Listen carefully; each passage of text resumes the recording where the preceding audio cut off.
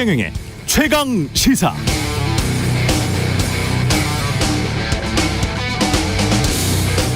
물난리로 인한 인명피해 책임은 어디에 있는가?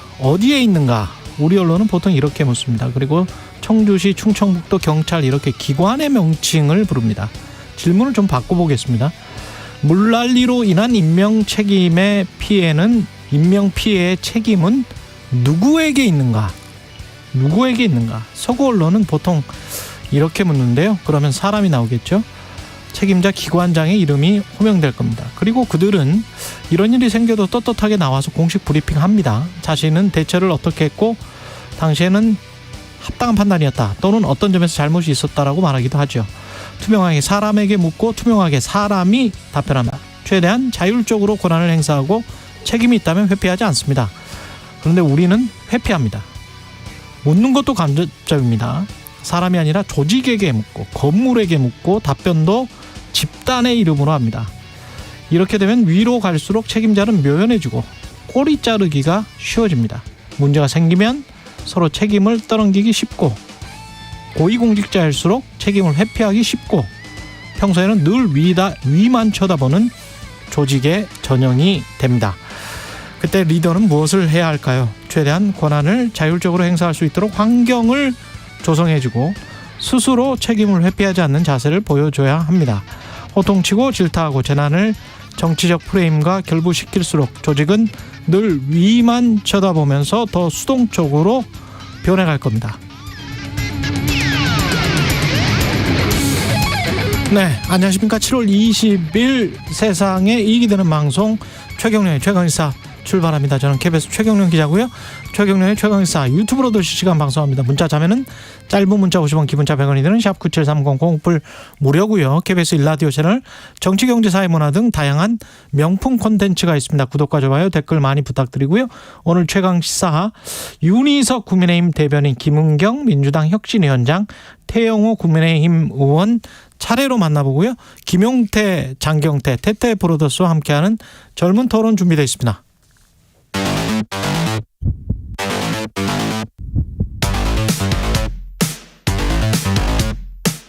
오늘 아침 가장 뜨거운 뉴스 언박싱. 자, 뉴스 언박싱 시작하겠습니다. 민동기 기자, 김연아 평론가 나와 있습니다. 안녕하십니까? 안녕하세요. 공평 지하차도 실종자를 찾다가 급류에 실종된 해병대 장병이 발견됐습니다. 시신이 발견됐습니다. 그 경북 예천군에서 폭우와 산사태로 인한 실종자를 찾다가요. 급류에 이제 실종이. 경북 예천군이죠. 네, 급류에 실종이 됐었는데 야간 수색 도중에 이제 발견이 됐습니다. 해병대 1사단 포병대대 소속이고요. 지난 18일 내성천 보문교 일대에서 폭우 피해자를 찾기 위한 수색 임무를 수행하고 있었습니다. 근데 지금 논란이 제기가 되고 있는 대목은 구명조끼와 같은 구호 장비를 갖추지 않은 채 수색 현장에 투입이 됐다는 점인데요. 네. 사실 경북 예천에는 지난 17일 오후까지도 굉장히 많은 비가 내렸던 그런 상황이었습니다. 그래서 병사들이 천천히 같은 경로를 따라 걷는 방식으로 이른바 탐침봉을 들고 바닥을 짚으면서 이제 수색 작업을 하고 있었는데요. 발을 디딘 집안이 갑자기 내려앉았고 대원 3명이 중심을 잃고 넘어졌는데 2명은 자력으로 헤엄을 치고 나왔습니다만 이번에 희생된 1명 같은 경우에는 물살에 빠르게 떠내려간 그런 상황이었습니다. 지금 언론들도 공통적으로 지적을 하고 있지만 하천 집안이 약해졌을 가능성을 좀 경시했던 것 같다. 그리고 최소한의 보호 장구를 마련하지 않았다. 이런 점은 좀 비판이 제기가 되고 있습니다. 지금 이제 많이 회자가 된 게 이제 구명조끼를 입지 않고 있었다 해병대원들이 이 점 아니겠습니까?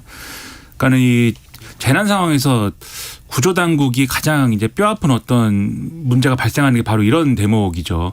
구조를 해야 되는 사람들이, 수색을 해야 되는 사람들이 오히려 다치거나 이런 이제 사망하거나 이런 피해를 입었을 때 거의 이제 몇 배로 큰 어떤 실패를 또 보여주는 거 아니겠습니까? 구조 실패, 뭐 수색 실패 이런 거에 더불어서. 그것도 국방의 의무를 하고 있는 병사인데요. 그렇습니다. 그래서 이 유가족들은 이 구명조끼도 없이 이런 이제 수색에 나선 이유가 뭐냐 좀 이렇게 따져 묻고 있는 그런 상황인데, 그래서 일부 단체의 경우에는 이게 일종의 해병대가 이 현장 안전에 대한 고려 없이 무리하게 다른 이제 이 어떤 경찰이라든가 소방이라든가 이런 기관하고 성과 경쟁을 벌인 결과 아니냐 뭐 이런 지적까지 하고 있습니다. 이제 이건 의혹 제기인 것이고 사실관계 확인해 봐야 되겠죠.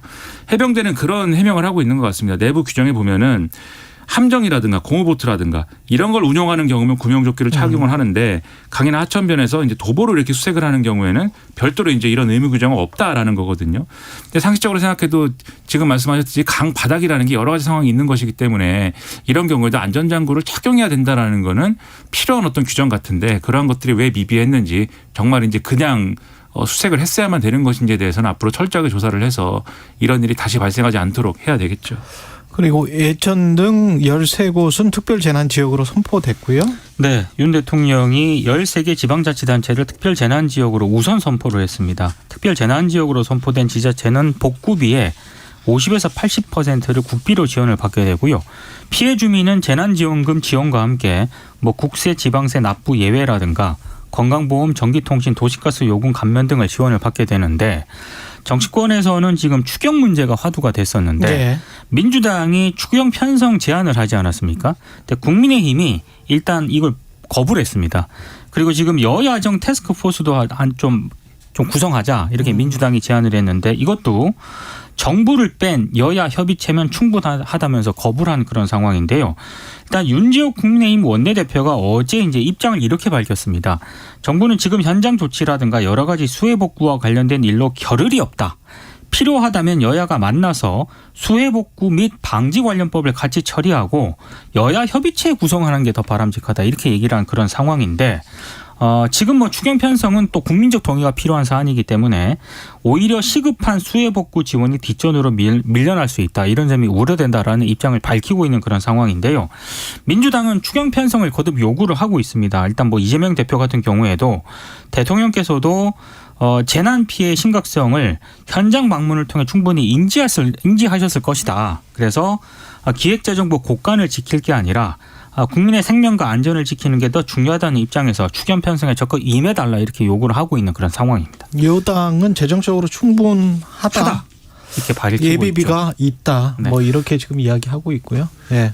이제 특별재난지역으로 선포된 경우에 과거 사례들을 보면은 그러니까 지자체 입장에서는 나름 든든합니다. 어쨌든 국비가 지원이 되는 것이고 복구하는 데 있어서의 예산을 어쨌든 사용할 수 있게 되는 것이기 때문에 좋은데 실제로 이제 거기에 피해를 본 이제 이 주민들 입장에서 이 피해가 빨리 복구가 됐느냐라고 하면은 그것은 만족스럽지 않았다라는 보도나 이런 것들이 나와 있거든요. 네. 그러니까 이런 재난 피해에 대해서 적극적으로 어쨌든 돈을 써야 되고 더 적극적인 어떤 조치들을 할 수 있는 그런 시스템들을 만들어 가야겠는데 그 핵심이 결국 돈 문제겠죠. 그렇기 때문에 이번 같은 경우도 뭐 추경을 통해서 만약에 더 많은 어떤 재난과 관련된 어떤 이 재정 지출을 할 수 있다면 그것도 이제 바람직한 일일 텐데 지금 여당 주장대로 뭐 이게 충분한 뭐 이미 뭐 그런 이 어떤 재원이라든가 예비비라든가 이런 것들이 충분하다고 하면은 저는 그것을 이제 일종의 숫자나 이런 걸로 제시를 해서 야당을 또 설득하는 것도 방법인 것 같아요. 그리고 지금 이제 여야정이 만나서 얘기를 하자 그러는데 정부는 빼고 여야만 만나자고 하지 않습니까? 이게 무슨 얘기냐면은 결국은 돈 문제 얘기하려면 정부가 와야 돼요. 그렇죠. 정부가 예를 들면 숫자라든가 고가 열쇠를 쥐고 그렇죠. 있으니까 숫자라든가 이런 걸 다 제출해야 되는 거 아니겠습니까? 근데 정부를 빼고 얘기하자는 거는 돈 얘기는 하지 말자는 거거든요, 이건. 근데 꼭 돈을 더 쓰기 위해서가 아니라 지금 정확히 어떤 상황인가를 파악해 볼 필요도 있는 거 아니겠습니까? 그런 점에서 비추어 보면은 정부하고 여야가 같이 머리를 맞대는 그런 그림을 만드는 게 추경 편성은 변론으로 하더라도 일단은 필요해 보인다라는 생각이 좀 듭니다. 오송 지하차도 참사 관련해서 유족들 그리고 시민단체가 충북지사, 청주시장 등을 고발을 했죠. 네. 예. 행복 중심 복합 처벌해달라고 요구한 거군요. 그렇습니다. 예. 행복 중심 복합 도시 건설 청장하고요. 충북지사, 청주시장을 중대재해처벌법상 중대시민재해 혐의로 처벌을 해달라. 이렇게 요구를 했습니다. 예. 어제 시민단체들이 충북경찰청 앞에서 기자회견을 열었는데요. 이번 참사는 어느 한 기관만 제대로 역할을 했어도 막을 수가 있었다. 그런데 그 어느 기관도 책임을 지려하지 않고 서로에게 책임을 떠넘기고 있다라고 비판을 했습니다. 어제 기자회견은 희생자 5명의 유족들도 참여를 했는데요. 유족 대표가 이런 얘기를 했습니다. 14명이 희생이 됐는데 청주시장, 충북도지사 등 관련자들의 사과는 한마디도 없었다. 꼬리 자르기식 책임 전가와 회피는 듣고 싶지 않다. 이렇게 얘기를 했습니다. 그러니까 지금 이게 왜 중대재해처벌법 얘기가 나오냐면요. 중대재해처벌법은 중대재해를 중대산업재해하고요. 중대시민재해로 나누고 있거든요. 예. 근데 이제 중대시민재해 같은 경우에는 공중이용시설 또는 공중교통수단의 설계, 제조, 설치, 관리상의 결함으로 발생한 재해까지도 의미를 하고 있습니다. 그래서 이번 참사가 발생한 궁평 제2 지하차도 같은 경우에는 공중이용시설에 해당을 하기 때문에 이 이제 중대재해처벌법 대상이 될 수 있다 이런 지적이 나오고 있습니다. 그러니까 지금 말씀하신 것처럼 세 가지 요건이 필요한데 지금 말씀대로 이제 지하차도의 경우에는 이 법 시행령에 보면은 공중이용시설에 해당을 합니다 일단. 그리고 사망자가 1명 이상 발생해야 되는데 14명이 발생했기 때문에 공식 집계로 예. 여기에도 해당을 하고요. 그럼 마지막으로 남는 쟁점이 이것에 대한 설계, 제조, 설치, 관리상의 결함으로 발생한 재해이냐의 문제인 것인데 의심되지 않습니까? 관리상의 결함이 있었다라든지 이런 그렇죠. 부분은 의심이 되기 때문에 적용해 볼 만한데 다만 요거는 이제 쟁점이 되겠죠. 앞에 두 개는 명확한 것인데 공중이용시설이고 예. 사망자가 1명 이상이다라는 건 명확한 것인데 이건 이제 다퉈볼 만한 사안이다 이렇게 보는데 관리상에 그 빨리 통제를 안 했다. 신고가 이미 여러 번 들어왔었는데도 통제를 안 했다. 뭐 이런 것도 관리상의 부실 아닙니까? 당연히 이제 그렇게 예. 볼 수 있겠죠. 근데 법으로 이걸 따지는 거에 있어서는 지금 또 다 책임을 서로 미루고 있고 뭐 누구 책임이냐 뭐 이러고 있지 않습니까? 예. 그래서 아마 이게 쟁점으로 앞으로 좀 우리가 두고 지켜봐야 될 어떤 문제가 될 것이다. 이런 분석입니다. 충북지사나 시장도 지금 사고가 난 뒤 뭐 1시간 뒤에나 한참 뒤에나 첫 인지를 했다 그러고 그걸 네. 또 나중에는 또 아니라고 지금 또 청주시나 이쪽은 그러는 거예요? 그러니까 충북지사 예. 같은 경우에는 지하차도 참사 발생 1시간 뒤에나 보고를 받았다는 거고요. 예. 청주시장 같은 경우에는 사고 발생 4시간 45분이 지나 보고를 받았다라는 그런 보도가 있는데 예. 이 청주시는 아니다. 청주시 같은 경우에는 예. 이 4시간 40분 만에 보고를 받았다는 거는 언론 대응 부서에서 착오가 있었던 것이다라고 해명을 하고는 있습니다만 이 부분도 구두로는 전달했다. 예, 이게 이 부분도 청주시 명확하게 주장이고 사실관계는 좀 따질 필요가 있는 것 같습니다. 사실관계 따져야 되겠죠. 그렇죠. 예. 제대로 된 보고 체계를 갖춰서 신속하게 어떤 지시라든가 결정이 내려질 수 있는 체계를 갖춰야 되는 거죠. 그게 제대로 갖춰져 있지 않았다고 하면 말씀하신 대로 그 대목도 앞으로 뜯어 고쳐야 되는 그런 사안 중에 하나가 될 겁니다. 그리고 홍준표 대구시장은 포구 골프 논란과 관련해서 사과를 했습니다. 이게 사과는 하긴 했는데요. 네. 전제가 좀 많습니다. 주말 일정이고 재난 대응 매뉴얼에 위배되는 일은 없었다. 이렇게 일단 전제를 하면서 하지만 전국적으로 수해가 우려되는 상황에서 부적절했다는 지적은 겸허히 받아들인다. 이렇게 얘기를 했고요. 그리고 또 이런 부분도 있습니다. 원칙과 사실관계를 바탕으로 당시 상황을 설명하는 과정에서 국민 정서를 충분히 고려하지 못한 점도 송구스럽게 생각한다. 이렇게 얘기를 했거든요. 예. 그래서 국민의힘 안팎에서는 이게 사과의 진정성이 있는 것이냐 이렇게 좀 비판적인 목소리도 나오고 있습니다. 그래서 나오는 얘기가 국민의힘 중앙윤리위원회가 직권으로 오늘 회의 때 홍준표 시장에 대한 징계 절차 개시 여부를 결정을 하겠다고 발표를 했거든요. 혹시 이것 때문에 이제 마지못해서 사과한 것 아니냐 이런 비판도 나오고 있고요. 어찌됐든 지금 국민의힘 지도부 기류는 징계는 불가피하다. 그리고 사과가 징계 수위를 낮추는 데 영향을 줄지도 일단 여론을 좀 살펴봐야겠다. 이런 기류가 좀 형성이 되고 있습니다.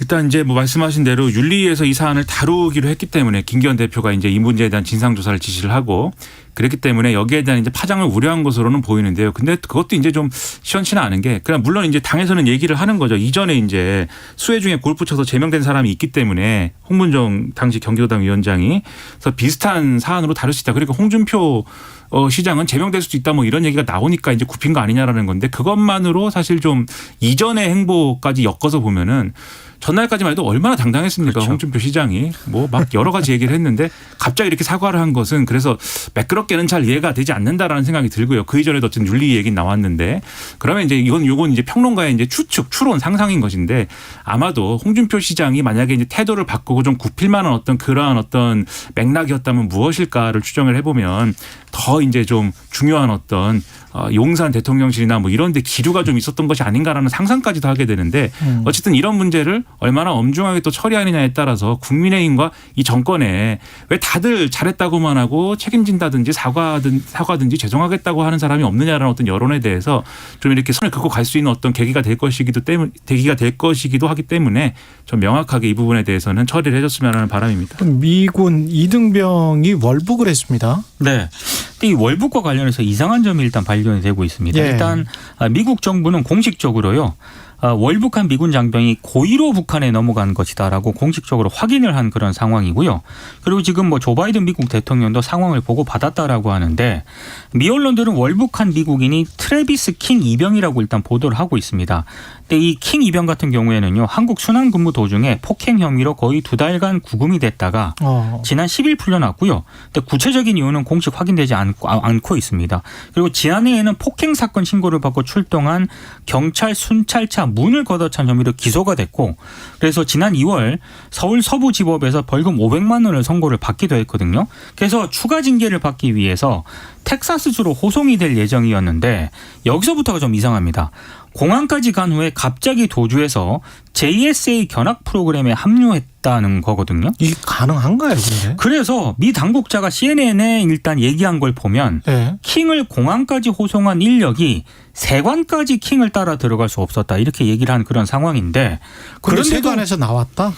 그렇게 되는 거죠. 근데 이상한 대목이 있습니다. 일단 어떻게 공항을 바로 빠져나와서 JSA 견학 프로그램에 참여할 수 있었느냐. 어떻게 바로 그날? 그 JS 견학 같은 경우는 아시는 분은 아시겠지만 신원 확인 등의 절차를 맞아요. 거쳐야 되거든요. 맞아요. 사전 등록해야 됩니다. 사전 등록해야 돼요. 네. 이거. 네. 이것 때문에 일부 언론들은 이 킹이 사전에 치밀하게 월북 계획을 혹시 세운 것 아니냐, 이런 의혹까지 제기가 되고 있는 그런 사전에 상황이. 등록된 상황인, 이거 사전에 등록해야 되는데 분명히. 그렇습니다. 예, 제 기억에도 그렇습니다. 예. 저 이제 추가로 그래서 이런 뭐 사실관계들을 확인을 해봐야 될 텐데 뭐 황당한 상황이죠. 근데 좀 우려가 되는 거는 과거에 이제 원비어 사건이라고 있지 않았습니까? 예, 그걸 이제 원비어. 북한에 예. 관광을 갔던 이제 학생이 이제 어떤 이유로든 북한 당국에 이제 구금되고 억류돼서 가혹행위를 당한 것으로 추정되고 그 때문에 그렇죠. 사망한 사건인데, 혹시라도 이제 미군이기 때문에 네. 이렇게 넘어갔을 경우에 어떤 상태인지를 확인할 수가 지금 없는 거지 않습니까? 그렇죠. 그래서 다행히 뭐 거기서 신문을 받고 정상적인 절차대로 뭐 처리가 되고 있으면 그래도 미국 정부가 협상을 해가지고 다시 데려온다거나 이런 걸 할 수 있을 텐데, 그게 아니라 또 과거와 같은 사건 때문에 굉장히 이제 어지러운 국면이 펼쳐지게 되면 이분의 이제 여러 가지 안위라든가 이런 것도 상당히 우려스러운 것이지만, 이 북미 관계라든가 이게 여러 가지가 좀 골치 아파지는 측면도 있는 것이거든요. 그래서 아마 미국 정부가 계속 물밑에서 예. 여러 가지 역할을 하려고 할 텐데, 일단은 미국 정부는 그렇게 설명을 하고 있죠. 북한이 응하지 않고 있다, 대화에. 맞습니다. 그 점이 저는 지금 좀 우려가 돼서 북한이 이거 가지고 이상한 시도를 하거나 이러지 말고 정확하게 이 순리대로 풀었으면 인도적으로? 좋겠다. 그렇습니다. 예, 그런 생각이 좀 듭니다. 인도적으로 예, 잘 풀었으면 좋겠습니다. 그리고 양평 땅과 관련해서는 팩트만 좀 전해 주시죠. 고속도로. 국회의원 고위공직자 상당수가 본인 또는 직계가족 명의로 양평 땅을 소유하고 있는 것으로 나타났습니다. 그거하고 또 양평 그 고속도로에 관여한 공무원이 공공지구 특혜에도 관여를 관여를 했었다. 그래서 기소됐던 네, 그런 공무원이었다는 담당 거고요. 국장이었다. 네. 한겨레 보도인데 예. 그 사건, 이 공영지구 개발 특혜 사건으로 기소된 이 공무원 모 국장이 예. 최근에 논란이 일고 있는 서울 양평고속국도 노선 변경 과정에도 핵심적인 역할을 했다. 그러니까 이런 내용입니다. 그러니까 네. 이 국장이 등장해가지고 국토부하고 공문 보내고 이렇게 좀 소통하기 전까지는 양평군에서 계속 주장하는 이른바 우리가 계속 원안이라고 얘기했던 양서면 아니었던 것이고, 거기서 이제 이렇게 저렇게 뭐 변경하는 그런 노선 변경에 대한 것이었는데, 이분이 등장해가지고 여러 가지를 이제 협의하기 시작하면서 지금의 강상면 안으로 변화가 됐다라는 것이고, 그러한 연결고리 중에 이제 하나가 당시에 여러 가지 이제 어떤 의혹을 받고 있는 공영지구 특혜 개발 특혜에도 등장하는 김성교 전 의원이라든가 이런 인물들이 중간에 있는 거 아니냐. 왜냐하면 이분이 나중에 그래서 공영지구 이 사건으로 기소가 되는 와중에도 원포인트로 승진을 했다는 거예요. 그래서 도시건설국장으로 승진을 했기 때문에 그 뒤에 지역 국회의원인 김성교 전 의원이 영향 준 거 아니냐라는 뒷말도 많이 있었다라는 보도가 나왔기 때문에 이거의 사실관계나 이런 것들을 확인하는 것이 또 시급해 보입니다. 또 하나 짧게 보도할게요. 예. CBS 노컷뉴스가 보도한 게 있는데요. 예. 그 강상면 대한노선 정할 때요, 이게 첫 보고가 2020년 5월 16일에 첫 내부 보고가 이루어졌다는 겁니다. 2020년? 그러니까 원희룡 국토부 장관 취임 날입니다, 이 날이. 2022년? 네. 예. 5월 16일에 첫 내부 보고가 이루어졌다는 거고요. 그리고 그 뒤에 2023년 5월 8일까지 최소 16차례 긴급회의를 진행을 했다는 것으로 지금 노컷뉴스가 보도를 하고 있거든요.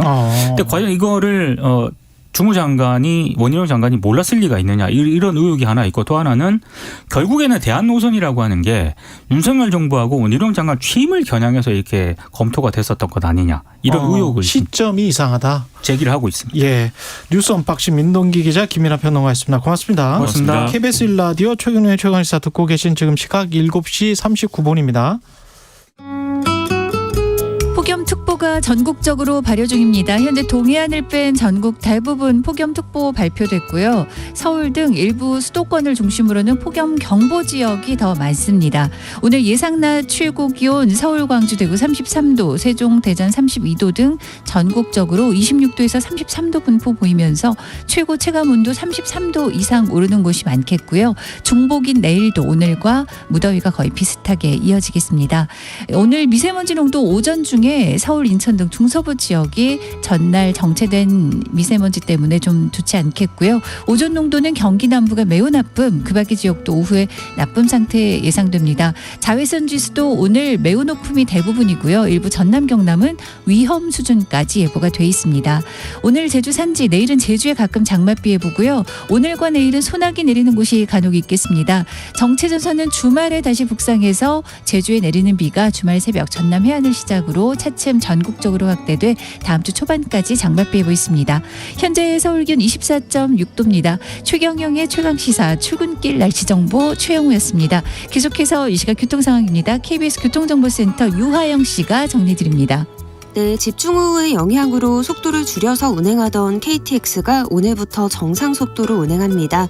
일반 열차는 안전 점검을 거친 뒤 이르면 내일부터 운행이 재개될 전망입니다.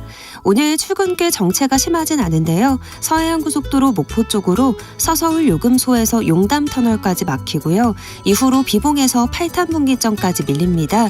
또 더 가서 당진 부근 정체는 공사 때문입니다. KBS 교통정보센터였습니다. 오늘 하루 이슈의 중심, 당신의 아침을 책임지는 직격 인터뷰. 여러분은 지금 KBS 1라디오 최경영의 최강시사와 함께하고 계십니다. 네, 수해 복구에 여야가 오랜만에 한 목소리 내고 있는데요. 하지만 복구 재원 놓고는 약간의 이견이 있는 것 같기도 합니다. 여당의 해법 들어보겠습니다. 윤희석 국민의힘 대변인 나오셨습니다. 안녕하세요. 네, 안녕하세요. 예, 며칠 전에 이제 그 충청 지역도 현장 다녀오셨는데 네. 어떻든가요? 예, 월요일 날 다녀왔는데요. 예. 뭐 말로 표현드리기가 참 그래요. 일단 뭐 화면으로 보시는 것보다는 훨씬 심각하다.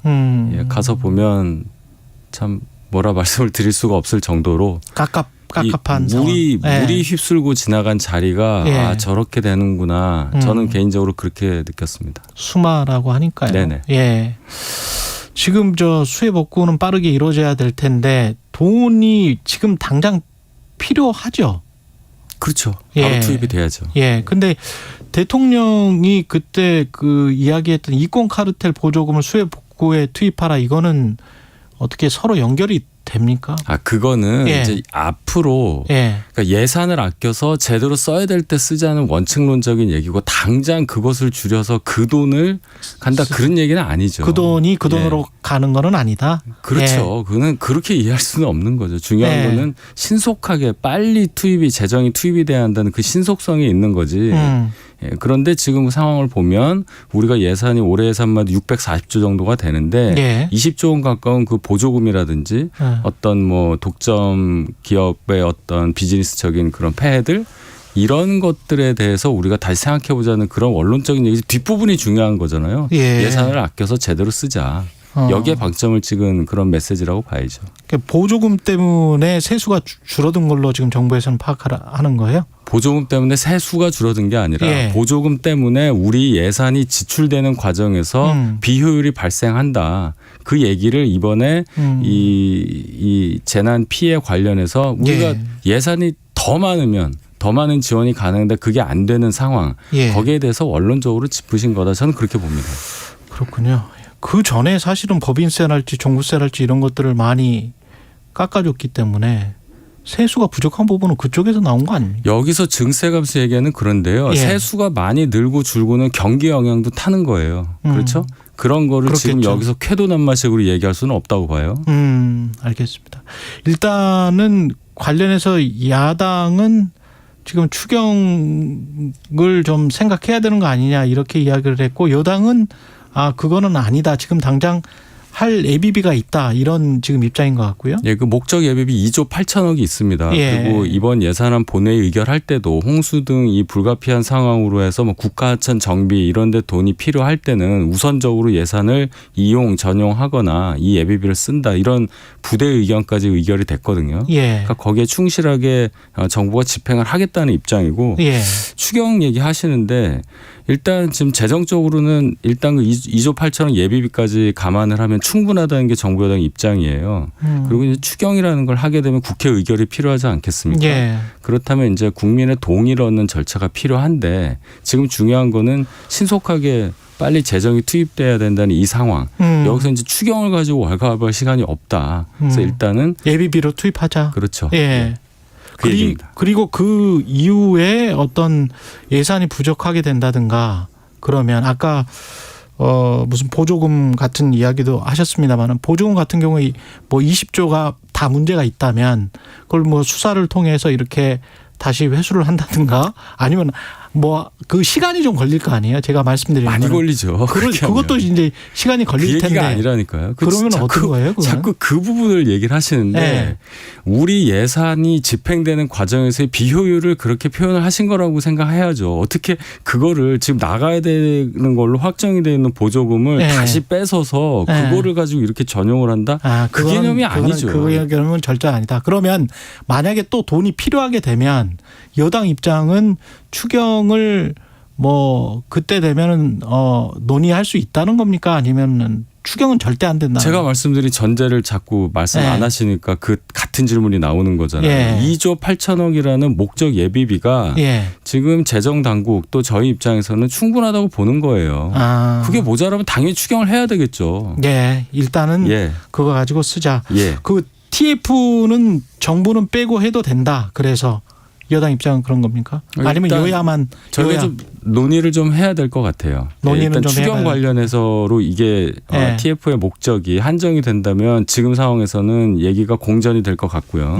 예, 그렇습니다. 여당 입장에서는 야당이 추경을 들고 나온 게 어떤 정치적인 의도가 있다라고 지금 생각을 하시나요? 뭐 지금 이 수해 상황에서 여야가 정쟁을 언급하는 건 좀 죄송한 말씀이긴 한데 자꾸 이거 이재명 대표도 그렇고 돈을 자꾸 재정을 풀자는 얘기를 하잖아요. 추경을 해서 자꾸 돈을 더 이제 그 부분 곡간을 왜 자꾸만 닫아거느냐는 입장을 민주당 쪽에서는 얘기를 하는 거고 그 공격하기 위해서 이러는 거다. 아니 꼭 그렇게 보는 건 아니지만 지금 그 얘기를 할 상황이 아니라는 거죠. 그 목적 예비비 그 부대 의견까지 말씀을 드리지 않았습니까? 그걸 먼저 하자고. 그렇게 여야 합의로 의결이 됐잖아요. 거기에 충실한 후에 보자. 재정이 지금 많다고. 저희한테 지금 국정이 맡겨져 있는 상황이니까 저희가 판단할 때 그 예비비로 충분하다 일단 그렇게 판단해서 가는데 거기에 이제 시작하기도 전에 자꾸 추경 얘기를 하니까 그 얘기를 하는 거예요. 일단 믿어달라. 그리고 뭐 좀 더 봐서 여야 협의체는 계속 뭐 구성할 수도 있다. 뭐 이런 말씀이신 것 같습니다. 이 수해 이 피해 복구하는 과정에서 어떠한 형태의 여야 협의가 가능한 거죠. 그리고 추경에만 한정해서는 좀 곤란하다 이 말씀을 드린 거예요. 알겠습니다. 그리고 홍준표 시장은 사과는 하셨는데 이게 오늘 윤리위에 어떤 영향을 미칩니까? 일단은 윤리위는 오늘 그 징계 절차를 할 거냐 말 거냐를 결정하는 회의를 오후에 합니다. 그래서 이제 그쪽에서 이 사과가 글쎄요. 당원 단계 저희 윤리 규정에 그 수해 시에 골프를 해서는 안 된다는 규정 자체가 있기 때문에 그런 게 규정이 있습니다. 유흥 골프를 하지 아니한다. 당직자나 당 소속 공직자는 뭐 재난시나 그런 규정이 있어요. 명문화되어 있습니다. 그래서 이걸 사과했다고 해서 없던 일로 하기는 어렵지 않을까. 개인적으로는 그렇게 봅니다. 물론 이제 그 징계 수위 관련해서 좀 참작될 부분이 있을 수 있다는 사과를 했기 때문에 의견이 있는 걸로는 알고 있습니다. 대변인님이 그렇게 말씀하시면 개인 의견이지만 상당히 좀 무게가 있는. 저는 윤리위원이 아니기 때문에 오늘 윤리위원회 결과를 봐야죠. 그 결과는 봐야 된다. 거긴 독립적인 기구니까요. 제 개인적인 의견입니다. 수위 같은 것도 예상할 수 있을까요? 어떤 징계 수위요? 글쎄요. 제가 지금 그것을 말씀드리기가 어렵습니다. 근데 홍준표 시장은 이런 말씀을 왜 하신 것 같습니까? 테니스나 골프나 뭐 다를 바가 없다. 그 부분은 뭐 그렇죠. 그렇기는 한데 그게 이제 뭐 시점이나 뭐 이런 것들이 부적절하다고 지금 보시는 걸까요? 그러니까 그 발언도 월요일인데요. 다른 문제 때문에 국회를 오셨다가 이제 돌발적으로 질문을 받다 보니까 그동안 본인이 생각해왔던 얘기를 가감없이 그냥 솔직하게 하신 걸로 저는 생각을 해요. 그러니까 평소에 가졌던 어떤 정서법, 국민 정서법, 골프 예를 들어서 골프에 관련한 그 부분이 불합리하다고 아마 본인이 개인적으로 생각하셨던 것 같고 다만 그것이 지금의 이 수해 상황에서 국민적 눈높이와 맞지 않기 때문에 그것이 문제가 돼서 어제 이렇게 사과를 하신 걸로 저는 봅니다. 예. 그리고 유승민 전 의원이 정당 바로 세우기가 주최한 강연에서 이 수해와 관련해서 대통령의 유체이탈 화법이 있었다. 헌법 가치 중에 자유만 쏙 빼서 추구를 하면 가짜 보수다. 상당히 비판적인 목소리를 냈는데 어떻게 생각을 하십니까? 여당 내부에서는? 그러니까 유승민 전 의원이 이렇게 대통령을 직접 거명해서 비판한 사례가 처음이 아니어서 뭐 저희도 좀 난감하죠. 같은 당을 하고 있기 때문에 물론 새겨들을 부분이 있을 수 있고 또 여당 안에서도 야당 역할을 하시는 분들이 당연히 있어야 또 저희 당 내부도 더 균형 있게 발전할 수 있다고 보는데 기본 전제가 있지 않습니까? 우리가 같은 당을 하고 있다는 그 전제를 위배한다고 보일 수 있을 만한 어떤 발언은 비판이 아니라 무분별한 비난이라고 생각을 합니다. 그것에 대한 판단은 뭐 당원이 할 수도 있고 국민이 할 수도 있는 건데 제가 볼 때는 지나친 부분이 많아서 그 부분은 좀 걱정되는 부분이라고 저는 봅니다. 이런 것들은 이런 발언들은 혹시 윤리위나 이런 쪽으로도 갈 수 있습니까? 모든 걸 그렇게 사법적 잣대로 평가하는 것은 그건 아니에요? 그러니까 저희 당이 자꾸 뭐 이준석 전 대표 관련한 걸 상기시키려는 것 같은데 아니에요. 그 전혀 그런 의도 없어요. 윤리가 만능으로 작용하면 정치를 하면 안 되죠. 그렇죠? 그는 스스로가 지켜서 하는 거고 어쨌든 국민의 판단을 구해서 가는 게 정당이기 때문에 그 내년 출마 여부에 관해서도 이게 워딩이 저도 이제 몇 번 인터뷰를 해봤기 때문에 유승민 의원 인터뷰를 해봤기 때문에 새로운 워딩이 나온 거는 출마할 거냐 말 거냐 혹은 출마하면 어디로 할 거냐 신당할 거냐 남아있을 거냐 등 정해진 건 아무것도 없다. 이 신당할 거냐 남아있을 거냐 등을 직접 거론한 거는 저는 좀 처음인 것 같다. 최근 들어서는 그렇게 지금 들리거든요. 뭔가 신경의 변화가 있는 걸까요? 저는 역으로 나가신다는 말에 방점을 둔 것 같지는 않아서 그래도 같은 당을 하고 있는 분이라고 일단은 볼 수 있겠구나. 저는 그렇게 생각했어요. 아, 그래요? 그러면 국힘안에서 출마가 뭐 가능하다 또는 맞다 어떻게 보십니까? 그거는 본인의 그 선택인데 저희 당 당적을 가지고 어느 지역을 본인이 선택을 해서 공천 신청을 하는 과정이 있지 않겠습니까? 그렇겠죠. 그거는 뭐 공천관리위원회에서 정하겠죠. 그리고 실업급여 개편 있는 관련해서 어느 정도 당정이 협의가 돼 가고 있습니까? 일단 뭐 올해 일하면 더 주고 반복적으로 자꾸 이 수급을 받는 부분에 대해서는 좀 제한을 가하자는 방향으로 가는 걸로 보입니다. 반복적으로 받는 사람들은 좀 제한을 가하자. 근데 그 처음에 나온 논의처럼 실업급여 받는 사람들을 약간 좀 부정한 사람으로 보고 뭐 이런 거는 아니죠. 그거는 이제 저희가 개최한 공청회에서 그 서울지방노동청 그 업무 담당하시는 분이 어떤 일부 사례를 일반화하는 과정, 그것이 이제 국민들 눈높이에 굉장히 안 맞는 그게 있어서 하는데 어떻게 실업급여 받는 분에 대해서 저희가 뭐 부정부패한 분이라고 생각을 하겠습니까? 그 얘기는 아니고요. 그리고 김영호 통일부 장관 후보자는 김정은 정권 타도가 통일부 장관 후보에 맞는 건지 이거는 어떻게 보세요? 그건 결과적으로 김영호 장관 후보자가 갖고 있는 김정은 정권에 대한 대립적인 입장 거기에 대해서 민주당을 비롯한 야당에서 이제 반대를 하고 있는 건데 이것만 가지고 검증을 하겠다고 한다면 역으로 민주당이라고 하겠습니다. 예. 민주당이 갖고 있는 김정은 정권에 대한 입장을 역으로 검증받는 상황이 될 거예요. 우리가 갖고 있는 기본적인 원칙이 있지 않습니까? 안보에 대한 원칙, 대한민국이 갖고 있는 헌법에는 이제 평화통일의 원칙이 나와 있는데 네네. 이게 지금 김정은 정권 타도라고 해버리면 흡수통일로 가버리는 거니까. 타도가 어떻게 흡수통일로 공식으로 이렇게 직접 연결되는지 그 논리 구조를 전 모르겠어요. 타도라는 그래요? 것이 꼭 무력으로 전쟁을 해야 타도가 되는 건지 거기에 대해서는 논의가 필요하겠죠. 물어봐야죠. 그거는. 타도라는 게 쳐서 넘어뜨리는 게 타도거든요. 그러니까요. 예, 쳐서 넘어뜨리는 게 그 친다는 게 물리적으로 꼭 쳐야 된다는 거지. 그건 김영우 장관한테 물어보셔야죠, 국회의원들이. 그렇군요. 이제까지 유튜브에서 나온 이야기들은 상당히 센 발언들이 많기 때문에 우리 헌법과는 좀 불일치한 발언들이 많아서 뭐 국방부 장관이라면 이해할 수 있는데 통일부 장관 후보자로서는 적절한지 그런 인식이 그런 비판은 많이 지금 제기되고 있는 것 같습니다. 헌법적 해석에 관련한 얘기까지 하려면 뭐 전 정권에서 했었던 여러 가지 행위들에 대해서도 얘기를 해야 되기 때문에 청문회에서 민주당 의원들이 송고수 검증을 한번 해보세요. 그러면 되지 않을까 싶어요. 알겠습니다. 여기까지 듣겠습니다. 윤희석 국민의힘 대변인이었습니다. 고맙습니다.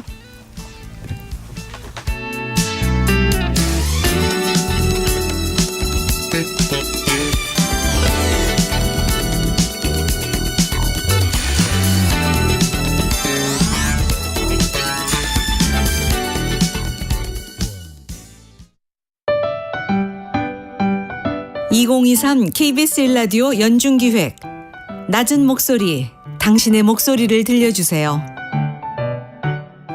네, 안녕하세요. 저는 치과에서 치과위생사로 17년차 근무하고 있는 도은정입니다. 저희 치과위생사들은 많은 분들이 치과 간호사라고 많이 말씀을 해주세요. 하지만 저희 정식 명칭은 치과위생사입니다. 가장 속상했던 거는 저희 큰아이가 2살 때 되게 좀 심하게 다쳤었는데 제가 수술 중이어갖고 연락을 받을 수가 없는 상태였고 바로 갈 수도 없는 상황. 그 상황에서 아이는 다쳤다고 전화가 오는데 환자분들 앞에서는 평소와 다름없이 진료를 봐야 됐을 때 그때 진짜 속상했고 요즘 말로 좀 현타? 직업병이요? 있죠. 아무래도 앉아서 환자의 구강 안을 살펴야 되고 장시간 그걸 또 해야 되는 부분이 있다 보니까 목 디스크나 어깨 이런 부분이 많이 불편하세요. 환자분들에게 하고 드리고 싶은 말씀은 6개월에 적어도 한 번 정도는 건강검진을 받듯이 치아도 건강검진 받으셔서 건강을 좀 지켜주셨으면 하는 마음입니다. 그리고 2번째는 저희 치과의상사 선생님들에게 말씀을 드리고 싶은 건데 집에만 있지 마시고 사회로 병원으로 치과로 많이 오셨으면 좋겠습니다. 사실 많이 부족합니다. 치과위생사 선생님들이. 서로를 좀 더 이해하고 갈등을 줄여갈 수 있길 희망합니다. KBS 1라디오 연중기획 낮은 목소리였습니다.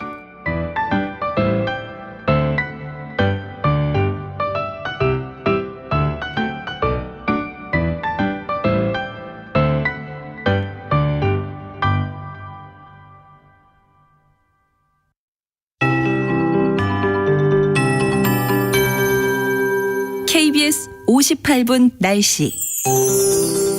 내일까지 이틀간 무더위가 더 이어지겠습니다. 현재 동해안을 제외한 전국 대부분 폭염특보가 발표됐고요.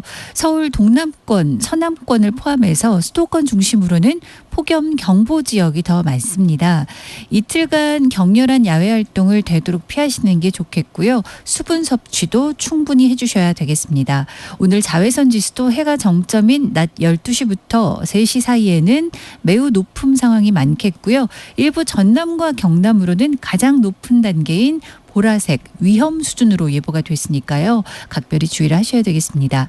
오늘 예상낮 최고 기온 서울, 광주, 대구 33도입니다. 세종, 대전 32, 강릉 31, 제주 30, 부산 29도 등 전국이 26도에서 33도 분포를 보이면서 특히 내륙을 중심으로 최고 체감온도 33도 이상 오르겠고요. 중복인 내일도 오늘과 거의 비슷한 무더위가 이어지겠습니다. 미세먼지 농도는 서울, 인천 등 중서부 지역이 오전에 일시 나쁨 상태 상태 보이겠고요. 대부분 보통입니다. 오존 농도는 경기 남부 매우 나쁨, 그 밖의 지역도 오후에 나쁨 상태 예상됩니다. 오늘은 제주 산지에 가끔 비가 오겠고요. 오늘과 내일 소나기 지나는 곳이 있겠습니다. 정체 전선은 주말에 다시 북상해서 일부 남부지방 먼저 시작돼 주말 오후부터 전국에 비를 뿌리겠습니다. 현재 서울 기온 25도입니다. 최영우였습니다.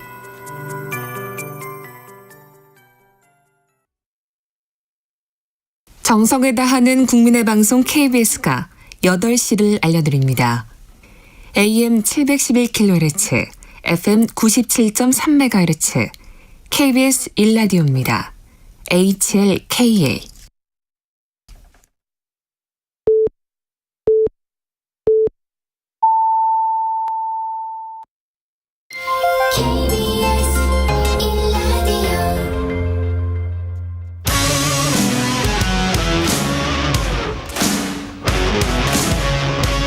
오늘 하루 이슈의 중심 최경영의 최강시사. 네, 민주당 혁신위원회가 1호 쇄신안으로 요구한 불체포 특권 포기, 정당한 영장 청구일 때 불체포 특권을 포기하는 걸로 결론 지었는데요. 국민의힘은 껍데기 혁신이다 이렇게 비판하고 있고요. 민주당 혁신위원회 입장 그리고 앞으로의 계획 궁금한데요. 김은경 민주당 혁신위원장 스튜디오에 나와 계십니다. 안녕하세요. 예, 안녕하십니까. 예, 굉장히 바쁘셨죠? 엄청 바빴죠. 예. 사실 잠 많이 못 자고요.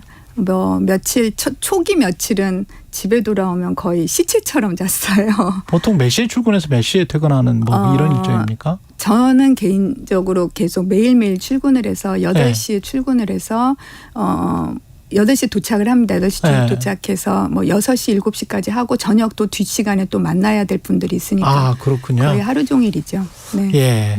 지금 어제 초선 의원들과 간담회도 가졌었는데 네. 어떤 이야기가 있었습니까? 기억에 남으시는 게 있어요? 사실은 이제 기억에 썩 남는 거는 사실 좀 없었고요. 네. 어떤 생각이 조금 들었냐면 제가 3월에 금감원에서 퇴직을 했어요. 임기 마치고. 예. 그런데 마스크 쓰고 금감원 갔다가 마스크 벗고 학교로 돌아갔어요. 그러니까 학생들이 코로나 세대를 겪었던 학생들을 만난 거예요. 예. 그럴 때 그 전에 가르쳤던 학생과 코로나 시대를 겪었던 학생들의 차이가 분명히 있더라고요.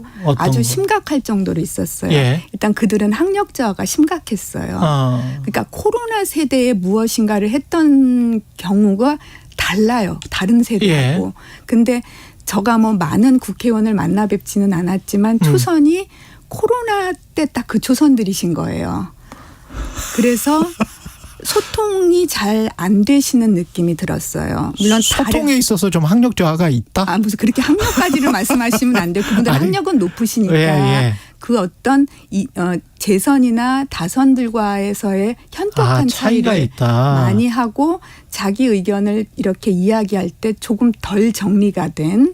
현장 경험이나 이런 것들이 좀 부족한 느낌? 그런 느낌을 받았어요. 그래서 코로나가 가지고 오는 문제점들이 이 국회 안에도 있구나. 그런 생각을 했는데. 또 흥미로운 관찰이네요. 예. 이제 그래도 역량들은 훌륭하셨어요. 각자의 역량인들이라든지 관심은 훌륭하셨는데 뭔가 소통의 부재가 그 자체적으로 이제 물론 그분들이 다 대표성을 갖고 계시는 건 아니에요. 왜 그러냐면 일부만 만났으니까 초선분들 많으신데 어저께는 7분 뵀거든요. 예, 그러니까 다 대표성을 갖고 있는 건 아니니까 함부로 말씀드릴 건 아니지만 이제 제가 학교에서 느꼈던 그 느낌을 바로 받았어요.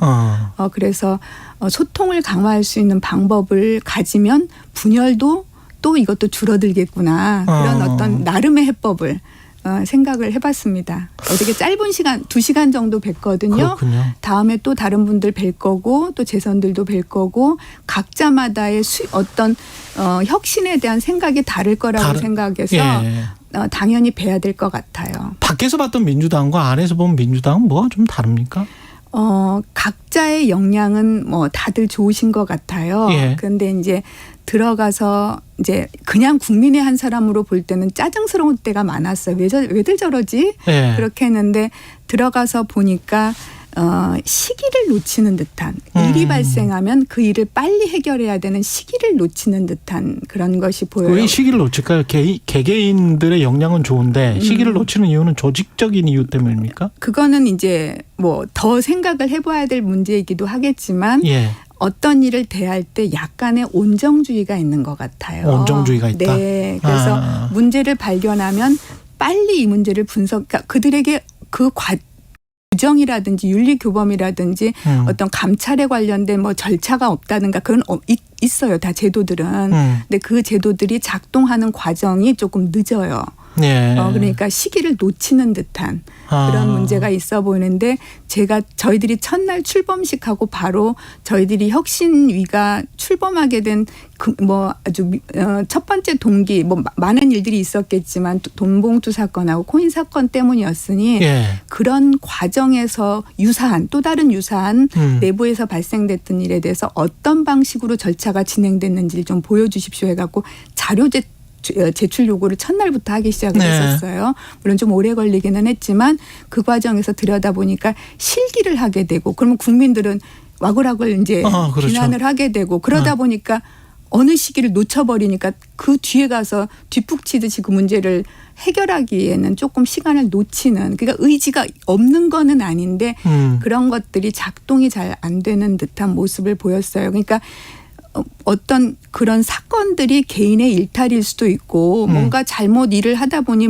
놓쳐서 뭘 못하고 하는 그런 여러 가지 무능함도 있을 수 있지만 그것들을 관리하는 당의 입장에서 봤으면 관리자의 책임이라는 게 있지 않습니까? 네. 그러면 그 관리자의 책임으로 그 문제를 빨리 들여다보고 빨리 어떻게든 숙고를 해야 되는데 살짝 한 박자 놓치는 그게 문제였던 것 같은데 그런 거는 이제 소위 좀 훈련이 되거나 네. 그 의식이 조금 강하게 잡히면 그 문제는 좀 해결이 될 수 있을 것 같은 생각은 듭니다. 국민의힘에서는 그렇게 비판을 하잖아요. 이재명 대표가 공천권을 쥐고 있기 때문에 이재명 대표 최고위 눈치를 보느라 공천 눈치를 보느라 다 뭔가 지금 말씀하신 것처럼 반박자 한 박자가 늦고 어떤 윤리적인 문제가 닥쳤을 때 대응을 못하고 그러는 거 아니냐. 네. 예. 그거는 이제 그쪽 분들이 판단인 거고요. 예. 제가 들어가서 봤을 때는 예.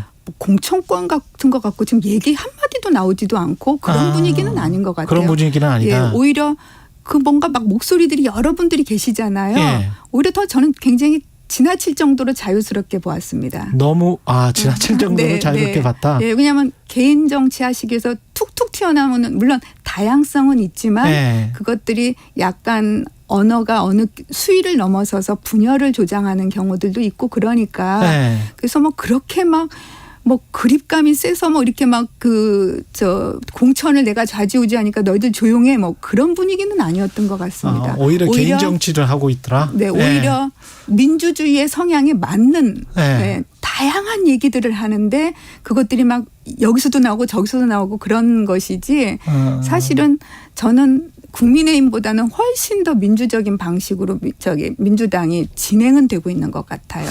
그런 의미에서 그러면 이상민 의원의 유쾌한 결별 이거를 경고를 하신 겁니까? 뭔가 단합을 해친다? 그렇죠. 예, 그런 말들이 유쾌하게 들리지 않는 거죠. 유쾌하게 들리지 않더라. 국민들의 입장에서는. 그러면 그렇게 했을 때 무엇인가 근본적인 대안이 있다든지 그게 아니고 특정인을 상대로 해서 무엇인가 이렇게 깎아내리려고 하는 그런 의도가 있어 보이니까 국민의 입장에서 보는 거예요. 전 정치인이 아니니까.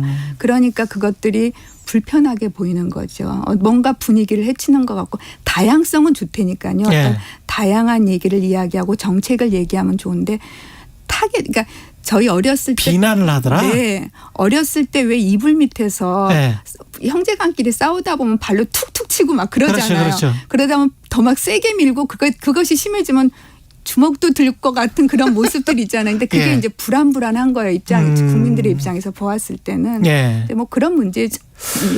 혁신을 이제 시작한 지 얼마 안 되셨긴 합니다만은 혁신의 끝. 혁신의 목표 나올 때 민주당은 어떤 모습이어야 됩니까? 혁신이가 끝났을 때 민주당은? 네. 2010년부터 혁신을 위한 그 여러 가지 모양새의 혁신위원회가 있었더라고요. 예. 그래서 첫 번째 발표한 게 2011년 천정배 의원의 예. 그였는데 그때부터 보니까 모든 이슈들의 혁신을 하게 된 이유가 다 계파 갈등이더라고요. 그 기록에 나와요. 혁신을 하게 된 이유가? 네. 저희처럼 어떤 특정 사안 때문에 혁신위가 가동이 된 면도 있지만 네. 궁극적으로는 계파 갈등으로 나와요. 기록에. 그래서 결국은 계파 갈등이 아니고 계파가 있어서 다양성이 인정이 있다면 그것처럼 건강한 민주주의가 없는 거죠.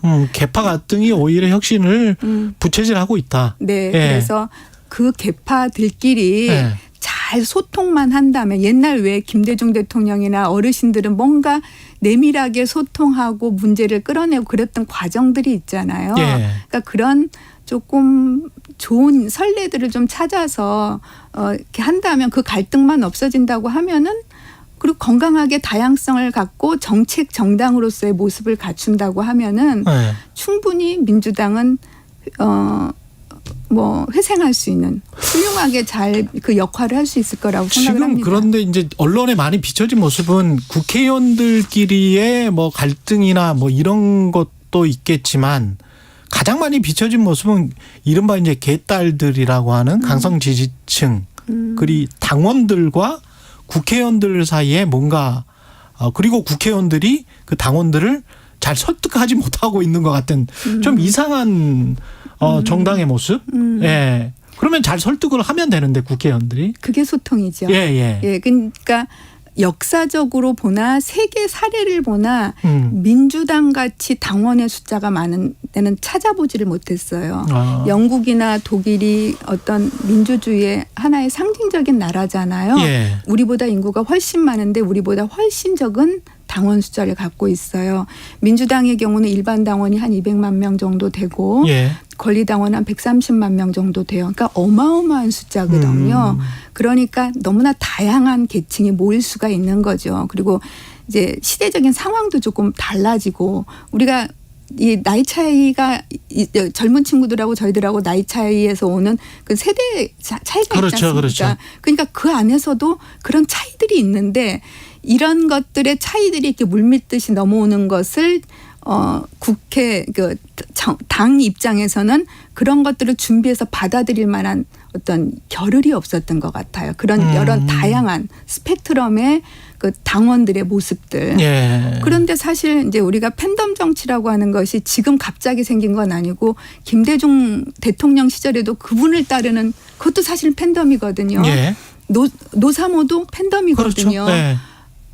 트럼프 지지자들도 어떤 면에서는 그렇거든요. 그럼요. 예. 예, 그런데 이제 그것이 약간 격양되게 반응하거나 서로 약간 으르렁거리는 것이 있는데 그거는 결국은 그러니까 지지를 당하는 그 국회의원이 조금 소통하는데 조금 더 노력을 한다면 얼마든지 건강한 지지를 당하는 그러면 가령 이재명 대표가 예. 그러니까 그런 부분들이 소통을 하는 모습을 더 보여준다고 하면 극단으로 치닫거나 그러진 않아요. 결국 같은 식구잖아요. 예. 조금 색깔이 다른 같은 식구들인 거니까. 그러니까 이재명 대표가 오히려 이른바 이재명 대표를 강하게 옹호하는 당원들과 적극적으로 더 소통을 해서 화합할 수 있는 분위기로 만들어줘야 될 필요가 있다. 네, 그래도 그렇게 말씀하시고 했던데요. 우리 자제하고 잘해보자. 그런 것들의 움직임들이 자주 있게 되면 결국 여기저기서 화산 폭발하듯이 하는 부분에서 자기들 각자가 우리가 소통하자라고 자꾸 노력을 하면 그 얘기 반복적으로 하다 보면 소통할 수 있지 않겠습니까? 그리고 약간 당원들에게 그런 어떤 하나로 모여서 소통할 수 있는 문화적인 어떤 축제라든지 그렇게 해서 한 자리에 모여서 뭔가 같이 토론할 수 있는 장도 만들어주면은 그런 것들이 금방 되지는 않겠지만 장기적인 걸음에서는 좋은 방향으로 갈 수 있을 거라고 생각합니다. 건강한 어떤 민주주의. 근데 민주당원들 중에서 그 어느 정도인지 그 규모는 모르겠습니다만은 그 분들은 국회의원들의 상당수가 민주당 국회의원들의 상당수가 자기 당 국회의원들의 상당수가 기득권이다. 못 믿겠다. 뭔가 좀 타협적이다. 개혁을 좀 안 하려고 한다. 혁신을 안 하려고 한다. 그리고 네. 계속 국회의원 자리만 노리고 있다. 그래서 나갔으면 좋겠다. 뭐 이런 이렇게 주장하시는 분들도 있지 않습니까? 네. 예. 그것도 이제 저기 당원으로서 의사표시 중에 하나죠. 근데 그 의사표시를 어떻게 잘 전달할 수 있게 의사표시를 하느냐가 중요한 거지 않겠습니까? 네. 그러니까 그것은 이제 하다 보면 조금 더 나은 모습으로 성숙된 모습으로 바뀌지 않겠습니까? 그래서 네. 그런 의사표시가 건강하게 이루어질 수 있도록 장을 만들어야 되는데 그 장은 역시나 국회의원들 사이에서의 분열이 없다면 그 분열도 없어질 거다. 저는 생각을 합니다. 국회의원들 사이에 분열이 없다면. 예. 근데 민주당 상임고문단도 고인물과 기득권을 타파하는 기준으로 인물을 공천해야 된다. 네. 결국은 이제 공천인 것 같거든요. 네. 그럼 공천론을 혁신위가 고치는 건가 아닌가? 네. 그게 정당하냐 아니냐? 네. 여기에 관한 입장은 어떻게? 그 혁신위가 할 수 있는 일은 전권을 주신다고 처음에 말씀을 주셨었어요. 예. 그러니까 그 말씀을 믿고 따르는데요. 저는 결국은 국민이 원하는 게 다 의제가 될 수 있는 거잖아요. 예. 다만 공천 룰이라고 하는 건 국회의원 모두에게 다 이해관계가 직접 있는 것이어서 너무나 예민해요. 네. 그래서 저희가 심사숙고는 해야 될 것 같은데 네. 지난번 시민사회 원로들께서 주신 약간의 가이드라인이 있어요. 예. 이제 그 가이드라인이 뭐 아주 정치한 거는 아니지만 큰 그림의 담론처럼 그래서 그런 거를 좀 생각해서 전체적으로 볼 수 있으면 좋을 것 같습니다. 예. 그리고 이재명 대표, 이낙연 전 대표 회동이 계속 연기되고 있는데 깨복쟁이 친구처럼 어깨동무하고 나오면 너무 기쁠 것 같다. 이거는 아까 말씀하신 그 단합의 상징이 됐으면 좋겠다. 계기가 됐으면 좋겠다. 그런 말씀이신. 네. 두 분은 큰 어른이시잖아요. 예. 한 분은 지금 현 대표이시고 다른 한 분은 전 대표이신데 그 두 분 간의 좋은 모습을 보여주면 저희들한테 지금같이 어려운 시기에 희망이 되지 않겠습니까? 그래서 더군다나 그분들에게는 분열을 없애고 화합으로 가는 데 있어서는 책임 있는 분들이시니까 두 분의 역할이 잘 드러날 수 있을 거라고 봅니다. 아까 민주당 상임고문단의 어떤 공천에 관한 조언도 질문을 드렸는데요. 네. 한 가지만 더 공천 관련해서 중요하니까요. 네. 더민주 전국혁신회의 네. 친명계 원외 모임으로 언론이 분류를 하고 있습니다. 네. 어제 현역 절반 3선 이상 다선의 75% 이상은 물갈이해야 된다. 네. 이런 제안을 해놨는데 이 방향성은 공감하십니까? 저는 이제 그런 모임이 있는지를 어저께 알았어요. 네. 예, 그래서 예. 그걸 이제 좀 사실 이렇게 읽어보기는 했는데 예.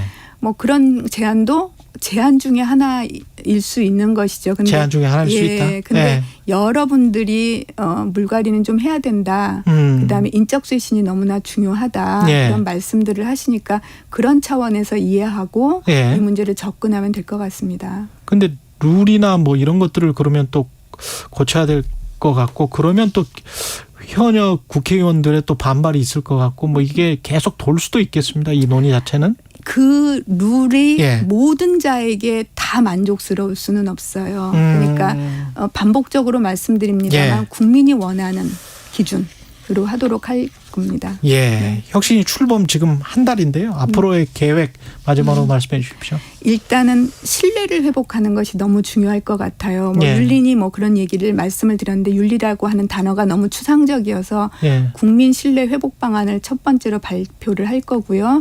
그다음에 매일 선거만 생각을 하시더라고요. 예. 그러니 정책 정당으로 좀 거듭나야 될 것 같고 그 안에는 저희 위원 중에서 미래학자가 계셔서 미래 전략을 좀 집어넣을 거예요. 예. 지금같이 비가 오는 이런 극한 폭우가 예. 1000년마다 한 번씩 있을까 말까 한다고 하는데 앞으로는 2, 3년마다 있을 가능성이 있대요. 그렇죠. 그러면 예. 50명 죽던 게 5,000명이 죽을 수 있는 이런 상황인데 우리 나름의 그런 미래 전략을 조금 담아서 선물처럼 좀 드리고 가고 싶어요.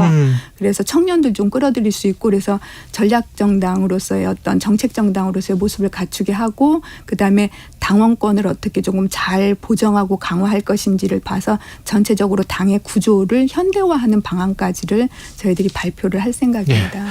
김은경 민주당 혁신위원장이었습니다. 고맙습니다. 예, 맞습니다. 네. 최경영의 최강 시사는 여러분과 함께합니다. 짧은 문자 50원, 긴 문자 100원이 드는 샵 9730. 어플 콩과 유튜브는 무료로 참여하실 수 있습니다. 예, 미군 병사 판문점 공동경비구역 JSA를 견학하다 무단으로 군사분계선 넘은 소식 아까 전해드렸었죠. 이번 사태와 관련해서 태영호 국민의힘 의원 잘 알고 계실 것 같은 분입니다. 어떻게 보고 있을지 전화로 연결해 보겠습니다. 안녕하세요. 예, 안녕하세요. 예, 오랜만에 인터뷰로 모십니다. 예, 오래간만입니다. 예, 최고위원 지금 이후에 첫 인터뷰 아니세요? 최고위원 상황 이후에? 최고위원 이후에는 아니고 제가 자진 사퇴한 이후에. 예, 자진 사퇴 이후에. 예. 그렇죠. 어제 SNS에 월북한 주한미군 장병에 대해서 오늘부터 지옥의 불시착이 될 것이다. 이렇게 사랑의 불시착이라는 뭐 드라마는 보셨습니까? 예, 보았습니다. 그러셨군요. 예. 지옥의 불시착이 될 것이다라는 거는 어떤 의미일까요? 우리가 불시착할 때는 전혀 예견치 못했다가 그 어떤 위험으로부터 탈출하기 위해서 불시에 내린 곳, 이걸 불시착이라고 하거든요. 그런데 사랑의 불시착과는 달리 제가 지옥이란 표현을 쓴 것은 미군 장병이 미국으로 돌아가서 군사법정에서 처벌을 피하려고 그에 대한 탈출구로 택한 것이 북한이 아닙니까 지금. 그럼 약간 고의다, 계획했다 이렇게 지금 보시는 거예요? 예, 그러니까 지금 일각에서는 자진이라는 표현을 쓰고 있는데 그래서 본인이 거기가 출구로 될 수 있다고 가보았는데 실제 가보니까 생각지도 않았던 그런 지옥의 그런 일들이 이제 벌어질 것이다. 그래서 제가 지옥의 불시착 이런 표현을 썼습니다. 어떻게 보통 합니까? 절차나 이런 걸 알고 계세요? 예, 보통 좀 최근에 좀 약간 특이한데요. 코로나 때문에. 우리가 지금 JSA 거기에 가보면 우리는 유엔군 측에서 관광객 돌아볼 때 나오는데 북한 측에서는 지난 시기에 나왔는데 최근에 나오지 않고 판문각에서 창문을 통해서 내다보고 있어요. 이것은 접촉을 안 한다는 이런 의미인데 아마 이번 경우에도 미군 장병이 넘어가자마자 아마 이번 주까지는 방에 가두어 놓고 밥이나 넣어주면서 이런 있는지 없는지 이런 건강 상태를 대면 접촉 없이 건강 상태를 지켜보고 아무 증상이 없으면 그다음부터는 이제 본격적인 신문 조사를 시작할 겁니다. 취조 같은 걸 할 거고. 과정 속에서 인권 탄압이나 이런 우려는 없습니까? 혹시 무슨? 이번 경우는 임무 수행 도중에 불시착을 간 건 아니고 본인이 스스로 자진해서 넘어간 거기 때문에 그렇게 큰 인권 탄압은 없을 것 같고 한 이제 그 어떤 군사 정보 같은 거를 요구했을 때 본인이 숨기려 하는 그런 기색이 보인다든가 이럴 때는 약간의 경미한 인권 탄압이나 위협이나 이런 게 있을 수 있겠죠. 근데 이등병이 얼마나 아시겠지만 군사 정보가 있을 것 같지는 않은데요. 제가 보건대도 큰 군사 정보는 없을 겁니다. 그에 불구하고 일단 도착하면 같이 일했던 부대 장병들의 신원 자료라든지 그가 직접 다루었던 무기라든가 이런 정보에 대한 자료들은 다 아마 뽑아낼 겁니다. 근데 북한이 이걸 협상 카드로 쓰거나 실익을 취할 수 있는 가능성 어떤 요소가 있습니까?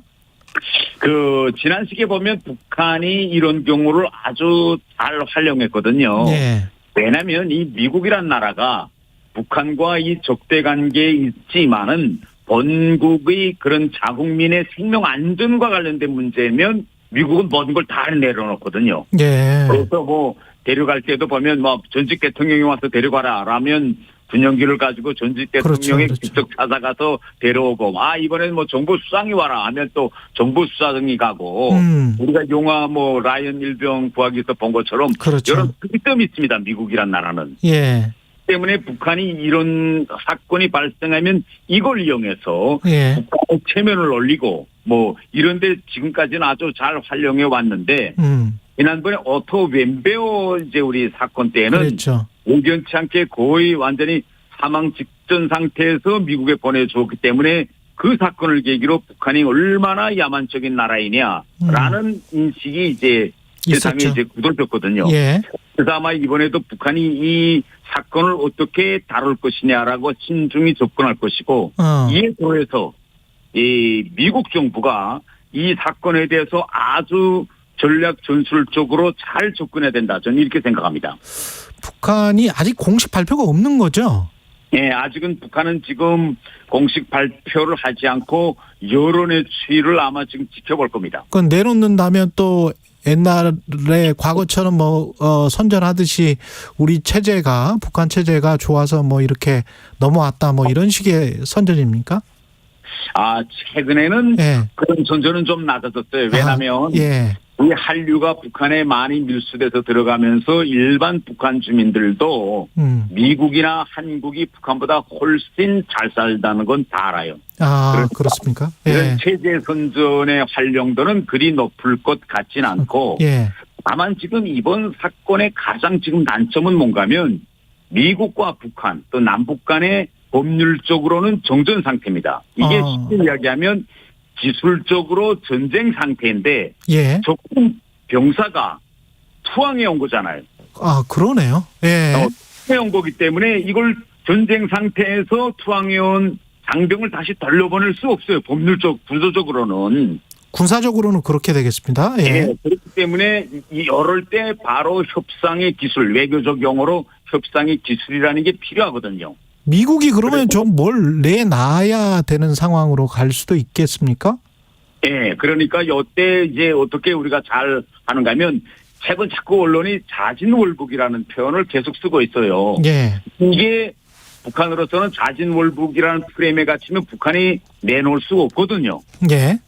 그런데 1차적 대응에서 미국 정부가 아주 잘했어요. 뭔가면 그 사람이 넘어가자마자 그 장병이 지금까지 폭행 전과가 있었다라는 걸 이제 여러 번 언론에 흘렸거든요. 그러니까 이걸 뭘 말하는 건 앞으로 향후 다음 단계에 가서 그가 비록 그 넘어갈 당시에는 처벌을 피해서 자진해서 넘어갔지만 그가 그러한 상황을 본인이 아주 합리적으로 결정한 그런 심신 상태는 아니었다. 자꾸 얘기해서 북한으로서도 보낼 수 있는 그런 좀 체면 같은 거를 세워줘. 우리 일반적으로 그런 거 있지 않습니까? 범죄를 저질렀을 때 심신미약이라든가 심신미약 상태가 있다. 이러면 본인이 자진이라는 이런 프레임이 낮아지거든요. 그다음에 하나는 이 문제를 만약 그를 데려오려고 한다면 본인의 선택이 아주 중요해요. 북한에 갈 때는 그런 생각으로 갔지만 북한에서 지내보면서 이거 정말 내가 잘못된 선택을 했구나 하면 본인 입으로 스스로 북한 당국에 보내달라고 요구해야 됩니다. 근데 우리가 그걸 확인할 수는 없고요. 마지막으로 더 중요한 것은 지금 본인의 어머니가 나오기 시작했어요. 그렇죠. 그렇죠. 그러니까 이 어머니의 말이 매우 중요합니다. 그러니까 지금 어머니가 아들을 돌려보내달라고 얘기도 해야 되고. 어머니가 이미 그 말이 했어요. 집으로 돌아오기만 하면 된다고. 그러겠고. 근데 저 정도에서 그치지 말고 뭐 어머니가 애하면 뉴욕에 있는 북한 대사관에 찾아가서 대사에게 면담을 요구한 이런 모습을 좀 보여야 됩니다. 인도주의적인 모습을. 알겠습니다. 지난 시기에 미국과 북한 사이에 이제 제가 이름을 지칭할 수 있지만은 할 수는 없지만 목사가 한 명이 이제 옥류됐어요. 그때 어머니가 언론에 나와서 건강도 이제 약하고 뭐 지금 병 상태가 어떤지 막 정말 걱정된다고 막 울고 막 이래서 그리고 아들 한 번만 좀 보고 싶다 막 이랬거든요. 북한이 그 옥류했던 목사의 어머니의 평양 방문을 허용했어요. 알겠습니다. 그래서 어머니가 들어가서 만나고 그러니까 이러한 그러죠 협상의 기술과 같은 이런 일들을 미국 정부가 이제부터 한 걸음 한 걸음 잘 나가는 것이 매우 중요하다고 봅니다. 시간이 50초밖에 안 남았는데요. 김영호 통일부 장관 내정자는 어떻게 보세요? 그 자질은? 최근에 이제 통일부 업무에 대해서 윤석열 대통령께서 대북 지원부가 되어서는 안 된다. 이런 말씀도 하셨고 통일부의 기본 이제 방향을 북한 주민들의 삶과 질을 그런 개선하는 데 이제 둬야 된다. 이런 많은 통일부 향후 방향과 관련된 말씀을 많이 했거든요. 그런 연장선에서 이번에 김용호 이제 후보자가 장관 후보자로 지금 되어 있는데 제가 판단하건대로는 지금까지 그분의 모든 원행과 이걸 보면 윤석열 대통령의 그런 대북 정책이나 통일관 이런 걸 아주 잘 할 수 있는 그런 후보자가 아닌가 저는 태영호 국민의힘 의원이었습니다. 잠시 후 8시 반부터 일부 지역국에서는 해당 지역 방송을 보내드립니다. 가자 배종찬입니다. KBS로 오는 길이 너무 행복해서 다 잊어버렸다. 시사본부가 역시 전통이죠. KBS의 역사라고 봐야 돼. 가장 공정한 방송이다. 고정해야 되지 않을까요? 고정해줘요. 배종찬의 시사본부 평일 낮 12시 20분 매일 고정입니다. 일라디오도 고정. 화이팅. 진행은 서툴지만 내용은 알찹니다. 진실의 편에서 정의의 편에서 약자의 편에서 뉴스를 전합니다. 주진우 라이브와 함께 더 많이 더 오래 웃었으면 좋겠습니다. 매일 오후 5시 5분 KBS 1라디오 주진우 라이브. 지금 시각은 8시 30분입니다. KBS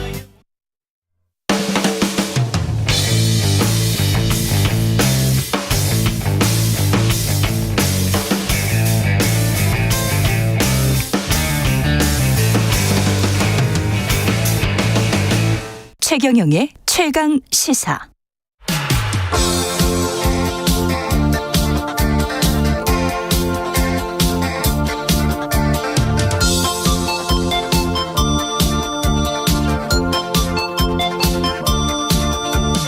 네, 젊은 그대입니다. 예, 젊은 정치인들과 함께하는 기운찬 코너 젊은 토론 시간입니다. 김용태 전 국민의힘 최고위원, 장경태 민주당 최고위원 자리하셨습니다. 안녕하십니까? 네, 안녕하세요. 김용태입니다. 안녕하세요. 정용태입니다. KBS는 역시 예, 전통적입니다. 예, 젊은 그대. 아, 노래 좋습니다. 예, 뉴진스는 아직 김수철 선생님을 따라올 수가 없습니다. 사실 그 권위나 뭐 이런 면에서 예, 신뢰성이나 뭐 이런 면에서 뉴진스 팬들에게는 죄송합니다만 한 40년 더 활동을 하시면 저희가 인정해드리겠습니다. 예, 예, KBS는 뭐 김수철이죠. 예, 젊은 그대입니다.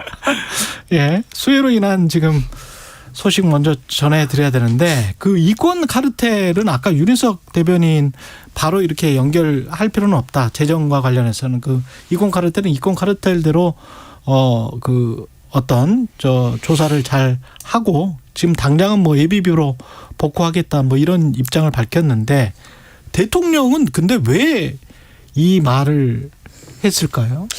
제가 개인적으로 추측해 보기에는 아무래도 좀 정치적인 해석을 이제 참모분들이 권했던 것 같아요. 그러니까 대통령께서 우크라이나 그 유럽에 가셨을 때 저희 당내 여러 가지 이제 목소리가 있었는데 그때 이제 아마 초반에 경상도 지역에 이제 수해가 좀 많았어요. 예. 그래가지고 당원분들조차도 저한테 이제 경상도에 우리가 그래도 어떻게 보면 지지율이 높은 지역인데 그러한 지역조차도 지금 굉장히 큰 수해가 났는데 대통령께서 꼭 우크라이나 가셔야 되냐 이런 우려를 표하시는 분들도 있었고 물론 이제 우크라이나 가신 것과 이제 수해를 연결지어서 뭐 해석할 필요는 없겠지만요. 그런 우려를 표해 주시는 이제 당원분들도 있었기 때문에 아무래도 이제 대통령께서 지지층 결집하고 이런 것을 좀 하려고 그런 메시지를 좀 내놓으셨던 것 아닌가에 대한 생각이 있습니다. 예. 뭐 여러 가지 지금 이 수해로 인해서 뭐 충남 공주, 충북 청주 그리고 경북 지역, 안동 예천 지역의 수해 피해가 심각한 상황인데요. 뭐 전형적인 인재이자 행정 참사입니다. 그래서 이 기록적인 폭우를 기록한 이 전북 익산도 여러 가지 교통 통제라든지 비상근무 체제를 확립하면서 인명 피해가 하나도 없었거든요. 그런데 사실 이제 이런 부분들을 뭐 이 1시간 지나서야 대피 문자를 보낸다든지 1시간 반 지나서야 뭐 두 번째 문자 발송이라든지 첫 신고 접수 뒤에 20시간이 지나서 뭐 대피 명령이 발령된다. 이런 건 누가 봐도 행정 참사죠, 사실. 그러니까 신고 접수 이후에 즉각 대응을 했어야 되는데 뭐 2시간 반 혹은 20시간 지나서 대피 명령 발송한다. 이런 것들 그리고 대피 문자도 어디가 산사태가 일어났는지 어디로 대피를 해야 되는지 공지가 제대로 안 돼 있던 부분도 사건들이 그것과 많이 발견되고 대통령의 있어서 우크라이나 방문과는 사실 별개 문제 아닙니까? 그래서 이제 여러 가지 그런 이 장마가 대단히 이제 이번 장마가 특히 길고 기록적인 폭우를 할 것으로 예상이 되고 있었음에도 불구하고 나토를 뭐 정식 회원국도 아닌데 간 것도 좀 신기하지만 우크라이나 같은 경우는 러시아의 관계도 중요하기 때문에 굳이 이 일정을 추가하면서까지 갈 필요가 있었느냐라는 우려가 많고요. 대통령도 없었고 이번 장마 기간에 대통령도 국내에 없고 당 대표도 없고 행안부 장관도 지금 없는 상황 아니겠습니까? 그러니까 이런 경우가 있는지 모르겠습니다. 아무튼 이 정도의 심각한 상황에서는 대통령이 지금 귀국해봐야 할 수 있는 게 없다라고 말하기보다는 빠르게 귀국하셔서 재난 관리를 하셨어야 된다 보고요. 이권 카르텔은 좀 너무 뜬금없는 것 같아요. 지금 수해 현장을 빨리 피해 지원하고 수해 현장을 복구하는 과정에서 나와야 될 것은 빠르게 이제 여러 가지 지금 재난 관련된 뭐 이 예비비 지출을 포함해서 이 재난재해 관련된 정보 예산 목적 예비비라고 하는데요. 지금 2조 8천억 정도 되는데 이것도 작년에 비해서 4분의 1이 감소한 지금 예산이거든요. 이제 빠르게 이게 지원하고 이런 대책들을 세워야 될 때 이권 카르텔 말씀을 하시는 게 또 누군가에게 남탓하고 또 누군가를 표적 삼아서 이렇게 뭐 카르텔화하는 이렇게 악의적인 프레임을 씌우는 것이 과연 정부에 도움이 되는지 모르겠고요. 오히려 카르텔이라고 하면 무능 카르텔이 더 문제인 것 같습니다. 제가 보기엔 남탓 카르텔, 무책임 카르텔 이런 걸 오히려 더 책임을 물으셔야죠. 말씀 중에 사실관계 하나만 바로 잡으면 대통령께서 이제 유럽에 외교 일정 때문에 가셨던 거고 행안부 장관은 민주당이 없앴죠. 민주당이 지금 탄핵소추를 발의했기 때문에 지금 자리에 없는 거니까 그 점을 좀 알고 계셨으면 좋겠습니다. 민주당 탓을 또 하시면 안 되고요. 행안부 장관은 뭐 때문에 지금 저희가 탄핵했습니까? 해임 건의를 먼저 했고 탄핵한 이유가 뭡니까? 이태원 참사 때문에 했습니다. 이태원 참사도 전형적인 인재고 행정 참사라고 저희가 지적을 장관이 했으면 없었다라고 말씀하셨길래 이제 민주당에서 탄핵소추에서 없었다라는 말씀 보통 이 정도 되면요 장관이 국정 운영에 부담을 준다 해서 보통 본인이 사임합니다. 이렇게 끝까지 철면피처럼 버티려고 안 하고요. 먼저 본인이 사임하셔야 되고 혹은 대통령이 경질을 하든지 새로운 행안부 장관을 임명하셨어야죠. 이 기록적인 지금 장마가 예상되고 있는데도 행정안전부 장관이 없는 상황이면 부재한 상황 아니겠습니까? 그럼 바로 인사 교체를 하셨어야죠. 뭐 통일부 장관만 바꿀 게 아니라요. 추경은 필요합니까? 추경해야 됩니다. 지금 어찌되었건 여러 가지 방금도 말씀드렸듯이 목적 예비비가 이 4분의 1이 감소한 상황이고요. 저희가 이미 추경은 여러 가지 지금 코로나 상황에서 대출 이자 만기 도래라든지 여러 가지 지금 뭐 부족한 부분들에 대해서 빠르게 좀 추경이 필요하다. 어려운 부분들에 대해서 추경할 필요가 있다. 그러니까 뭐 예를 들면 지금 지속적으로 제가 지하철 공공버스 요금에 대한 뭐 PSO 지원도 필요하다 이런 얘기도 하고 있었는데요. 결국 지하철 지금 버스 요금도 오르지 않습니까? 앞으로 이 사회 취약계층과 관련된 여러 지원 제도도 필요하고요. 특히나 이번 또 이제 수해까지 발생했으니 피해 지원에 대한 추경이 더욱 더 중요해지고 있는데 저희는 계속 연초부터 추경 얘기를 해왔습니다. 그런데도 불구하고 결국 뭐 대통령 이권 카르텔이다.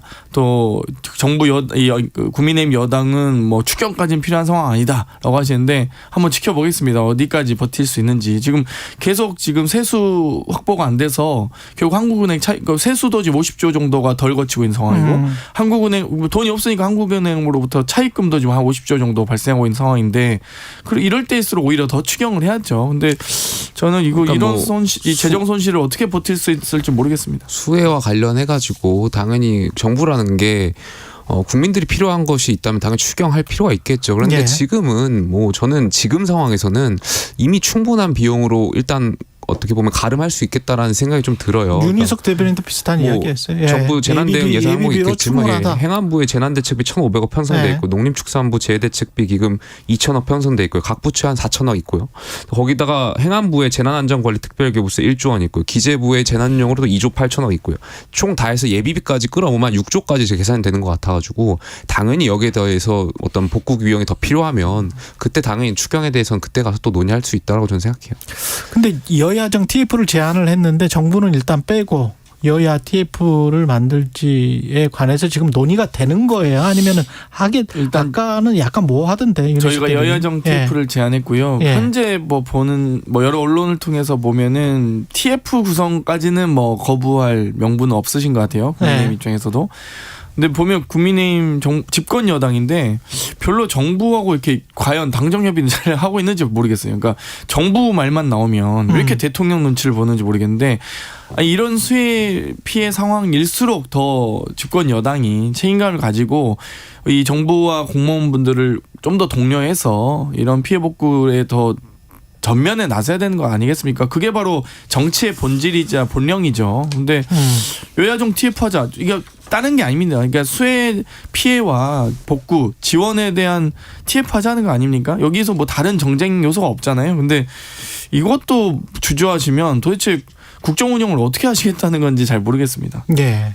그 홍준표 대구시장 관련해서는 이게 골프와 아마 포퓰리즘 그 언론의 행태 뭐 이런 거에 관한 평소에 불만이 좀 있었던 것 같아요. 홍준표 대구시장은.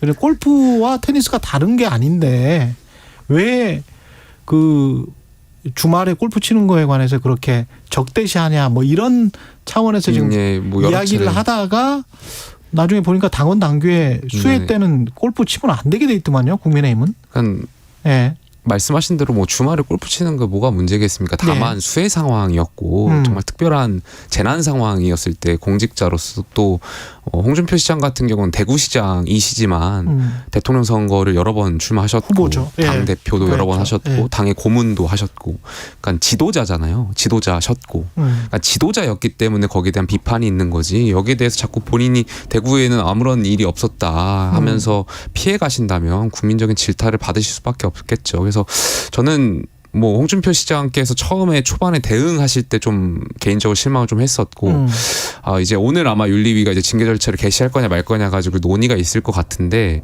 징계 절차를 개시하게 된다면 저는 근데 예상 외로 또 징계 그렇게 중징계는 나오지 않을 것 같아요. 그러니까 사과를 했기 때문에 그런 이유도 있을 것 같고 뭐 어제 아침 방송 보니까 홍준표 시장하고 좀 관계가 안 좋았던 분들이나 뭐 이런 분들이 뭐 홍문종 의원들 거론하시면서 뭐 제명 조치까지 있었다라고 이야기했던 것 같은데 그때랑 상황은 좀 달라요. 그때 이제 찾아봤더니 홍문종 의원이 쳤을 때 당시엔 중앙당에서 골프 자제령이 이미 내려져 있는 상황에서 그걸 어기고 치셨고 또 수해가 그때 정선 지역이 굉장히 심했는데 일부러 정선을 가셨는지 모르겠는데 정선에서 골프를 쳤어요. 그러니까 여러 가지 사항들이 있어서 이제 최고 조치인 제명까지 갔던 것 같고요. 홍준표 시장 그것과는 좀 다른 케이스였던 것 같고. 수위가 실제로 뭐가 적절하다고 보세요? 수위는? 뭐 제가 예상하기엔 뭐 윤리위원도 아니고 하다 보니까 뭐 저는 경고 아니면 당원권 정지일 것 같은데 당원권 정지 같은 경우도 사실 당직자가 아니시잖아요. 그렇죠. 그러니까 공직자고 4년의 임기를 부여받으신 분이기 때문에 사실상 당원권 정지를 한다고 하더라도 경고성, 선언적인 의미에 불과할 것 같아요. 그래서 어쨌든 홍준표 시장의 어떤 그런 행동이나 이런 것이 적절하지 못했던 건 사실이니까 경고 수준에서 좀 그치지 않을까 대한 생각이 있습니다. 예. 그 홍준표 시장님이 송구하다 한 말씀 하셨어도 될 문제를 굳이 이렇게 좀 문제를 키우지 않았나 이런 생각도 들고요. 근데 이제 더 문제는 저는 국민의힘 지도부라고 봐요. 이미 화요일날 당대표와 사무총장 등이 모이셔서 홍준표 시장의 이 징계에 관련된 논의를 하셨고 거기에 마치 화답이라도 하듯 독립기구인 윤리위원회가 직권조사를 시작했잖아요. 그래서 여러 가지 보면은 지금 상임고문도 해촉하고 거기에 뭐 징계 발언까지 나오는 거 보면 뭐 그러니까 징계도 이제 뭐 제명 발언까지 나오는 거 보면 김용태 전 최고가 기대하는 것만큼 경처벌이 있지는 않을 것 같다. 상당히 중한 처벌이 있을 거라고 보고요.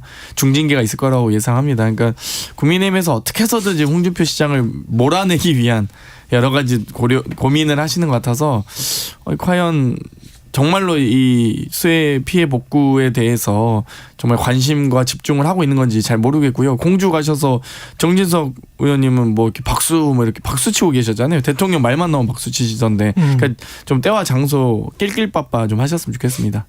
민주당 김우겸 의원은 이게 지하차도 참사와 우크라이나 방문을 빗대서 이야기를 한 건데 어떻게 들리는지 한번 제가 그대로 읽어드리겠습니다. 지금 중국과 러시아가 마치 범람하는 강과 같은데 윤석열 대통령이 우크라이나에 가서 한 행동과 말은 우리 조국과 민족의 운명을 궁평 지하차도로 밀어넣는 것과 마찬가지라고 생각합니다.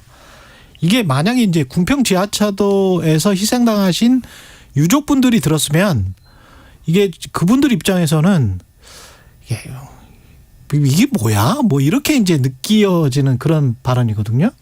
이게 너무 지나치게 정치에 과몰입돼 있는 김우겸 의원의 발언들이 가끔 나오는데 왜 이러는 건지 모르겠습니다. 제가 볼 때는 그만큼 참담한 국격과 국익을 좀 비유하신 것 같은데 어찌됐건 저희 이제 단순 침수 상황이거나 그렇죠. 뭐 재산상의 피해만 있었다면은 뭐 그런 비유가 가능할 수 있다고 볼 수는 있겠지만 또 희생자가 나온 마당에 좀 부적절했다고 보고요. 또 이 부분에 대해서 김우겸 의원께서 사과를 하셨습니다. 그래서 좀 어찌됐건 이 인명 피해가 난 사건만큼은 저희가 대단히 조심해야 된다 이렇게 생각합니다. 뭔가 정치에 과몰입돼 있는 것 같아요. 지나치게. 그러니까 뭐 김의겸 의원뿐만이 아니라 민주당에서 그 젊은 정치인이 또 가짜 뉴스를 생산했었잖아요. 아니면 말고식으로. 그러니까 정치인들 중 고쳐야 될 태도 중에 하나가 마치 지구가 자기를 중심으로 돈다고 생각하시는 것 같아요. 그러니까 연예인병 걸리는 것처럼 자극적인 언어를 쏟아내면서 언론에 휘발성인 그 이슈 기사화 시키려고 본인 이름 들어가게 하려고 그러다 보니까 말씀하신 대로 과몰입하다 보니까 굉장히 국민 정서와 공감되지 못하는 말씀들을 하시는 것 같아서 좀 정신 차려야 된다라는 말씀 좀 드리고 싶습니다. 근데 이 수혜나 뭐 이런 것과 관련해서는 그래도 역시 이제 정부나 집권 여당의 책임 뭐 거기에 관한 그 눈길이 갈 수밖에 없는데 유승민 의원은 윤석열 대통령의 화법과 관련해서 약간 좀 너무 떨어져 있는 듯한 너무 객관자적인 시선으로 바라보는 듯한 그런 비판을 좀 했고 우크라이나 방문과 관련해서도 그랬습니다만 이 수혜도 그렇고 그다음에 자유를 너무나 지나치게 강조하는 것도 그렇고 그런 비판이 지금 당 내에서 나오고 있는데 그게 그 당 주류하고는 전혀 다른 결인 거죠? 뭐 여당 내 야당 역할도 저는 분명히 필요하다라고 생각하고요. 유승민 대표의 그러한 어떤 표현들 저는 여당이 자정작용을 하는 데 있어서 분명히 필요한 부분이 있을 거라고 생각합니다. 다만 이제 말씀드리고자 했던 것은 아무래도 그 유럽에 있었을 때 대통령 고위 관계자가 대통령께서 서울 가도 상황이 바뀌는 거 없다라는 식의 뉘앙스를 말씀하시지 않았습니까? 그건 대단히 부적절했던 발언이었고요. 대통령이 지금 한국에 오셔가지고 수해 현장 다니시면서 진두지휘하고 계시잖아요. 그러니까 국민들께서 바라고 있는 것은 국민의 아픔과 함께 하고 대통령이라는 위치가 국민의 어떤 그러한 어떤 지원해줄 수 있는 거에 대해서 전폭적인 지원을 하고 이러한 것을 바라는 것이기 때문에 아마 대통령실의 관계자들도 그러한 것을 좀 인지했으면 좋겠습니다. 방금 가짜 뉴스라고 하셔서 좀 그래도 지적하지 않을 수가 없는데요. 그러니까 뭐 에코백 안에 샤넬백 넣었던 거 아니냐 이런 의혹이 있었던 건 김건희 여사께서 굳이 리투아니아에서 이 호객행위를 당해서 어쩔 수 없이 5곳이나 명품 쇼핑을 하셨다고 하셨는데 이런 의혹을 먼저 의혹이 아니죠. 뭐 실제 명품 쇼핑 하신 게 부적절한 처신입니다. 근데 뭐 여러 가지 그런 의혹이 있는데 수행원 16명이나 데리고 해외 순방 가서 명품 샵 가는 게 가능한 일입니까? 이게 괜찮지 않은 일이죠. 근데 왜 귀국할 때 에코백 드셨나요? 그러니까 이런 의혹이나 뭐 여러 가지 무분별한 뭐 지적을 받을 수밖에 없고요. 지탄을 받을 수밖에 없습니다. 이런 행동들은. 그래서 이제 여러 가지 그 안에 뭐가 있냐 이런 관심을 유도 받으신 거고요. 애초 명품숍을 안 가셨으면 그런 의혹 없었다고 봅니다. 그러니까 이제 이런 식으로 자꾸 막 가짜 뉴스다 하시는데 아니 당연히 처신을 잘하시면 가짜 의혹 제기를 안 하죠. 저희도 뭐 아무 일 없으면 아무것도 없는 거 아니겠습니까? 이진복 정무수석이 안철수 대표에게 했던 말 아닙니까? 아무 일도 안 하시면 아무 지적 안 합니다. 저희가 그러니까 그런 얘기를 가짜 뉴스다 하지 마시고 이 의혹을 제기하는 것 자체는 좀 겸허하게 이 집권 여당으로서 정부로서 책임감을 가지셨으면 좋겠습니다. 제가 그 민주당 김은경 혁신위원장을 굉장히 좀 정치인이 아니셨기 때문에 과소평가를 많이 했는데 아까 조금 전에 인터뷰를 들었다 보니까 그 초선 의원들하고 만난 자리에서 초선 의원들 코로나 세대여서 코로나 때 초선이 돼서 소통 잘 안 된다 이런 말씀하셨던 것 같거든요.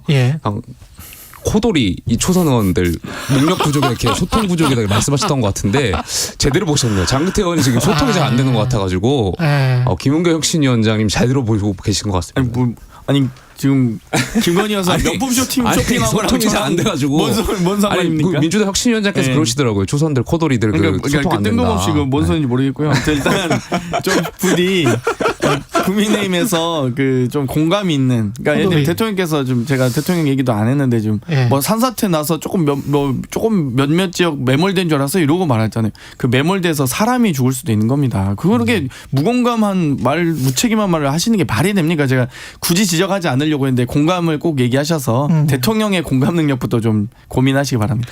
민주당 그 혁신위는 그 같이 만나셨어요 그때? 또 초선 의원들이랑 만났을 때 어제? 저는 따로 뵈셨어요? 예, 따로 이제 혁신위 회의에 가서 여러 기존에 있던 혁신안들을 공유하고 설명하는 자리는 있었고요. 지금 잘 되고 있습니까? 이게 지금 불체포 특권 같은 경우도 조건에 하나 붙어 있어가지고 그것도 여러 논란이 있는데. 아무래도 저는 이제 큰 성과라고 봅니다. 왜냐하면 큰 성과다. 이 불체포 특권 같은 경우는 개인이 포기한다고 해서 포기할 수 있는 권리는 아니거든요. 헌법상 권리이기 때문에 저는 개인이 난 안 해 이렇게 해서 그 성질을 그럴 것은 아니고요. 저는 여러 기자님들한테도 얘기했지만 좀 혁신안이 늦게 나오는 거 아니냐 이런 고민도 하셨는데 전 김은경 혁신위가 자기 페이스를 찾아야 된다. 오히려 언론이나 다른 외부 세력에 의해서 이 혁신을 종용받았을 때 이 조급함에 나오다 보면 좀 오버페이스나 또 별도의 좀 다른 메시지가 나갈 수 있기 때문에 좀 이 체계적으로 자기 페이스대로 혁신 의지를 관철시켜 나가는 과정이 되게 매우 중요하다 보고요. 불체포 특권 같은 경우도 당내 여러 가지 논쟁은 있었습니다만 이 논쟁을 뚫고 결국 의총에서 결의된 것 아니겠습니까? 그렇다고 한다면 상당한 수준의 어찌됐건 혁신 의지와 혁신 부담을 같이 가지고 있는 거다. 당 입장에서는. 그래서 저는 시작은 잘 끊었다고 보고요. 평가할 만하다. 김영태 의원은? 그러니까 저는 민주당하고 민주당 혁신위가 짜고 치는 고스톱을 하고 있는 거라고 봐요. 짜고 치고 그러니까 있다. 정당한 영장 청구라는 말도 안 되는 정말 붙여가지고 자꾸 고스톱 짜고 치면 판 없습니다. 그러니까 정말 저 국민들 너무 우습게 보시는 것 같고 그러니까 이번에 그 이화영 부지사 전 부지사 그 진술 바꾸셨잖아요.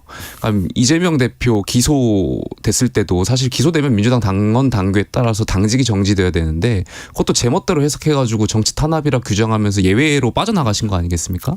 근데 오늘 전혀 보니까 그렇지 않습니다. 근데 국민 눈높이에서 봤을 땐 그렇습니다. 그래서 이번에도 정당한 정당한 영장 청구 영장이 다 정당하고 영장의 정당한 그 기준은 다 판사가 판단하는 건데 말도 안 되는 이 말장난 갖다 붙이면서 국민들 계속 우습게 만드시는 것 같아가지고 저는 민주당이 정말 국민들 우습게 보는구나 생각했습니다. 전 말 속에 어폐가 있는데요. 이 검사의 영장 청구가 다 정당합니까? 그 정당한지 안 한지를 판단하는 게 판사입니다. 정당성의 여부는 판사가 하는 거죠. 검사는 자의적으로 해석할 수도 있고 본인의 기획과 본인의 목표와 본인의 어떤 여러 가지 사정에 따라서 영장을 청구합니다. 그러면 그거를 다 정당하다고 표현하면 영장 질의 심사를 받을 필요가 없죠. 검사가 다 옳은데 다 정당한데. 그러니까 이 사법 절차를 좀 무시한 말씀이시고요.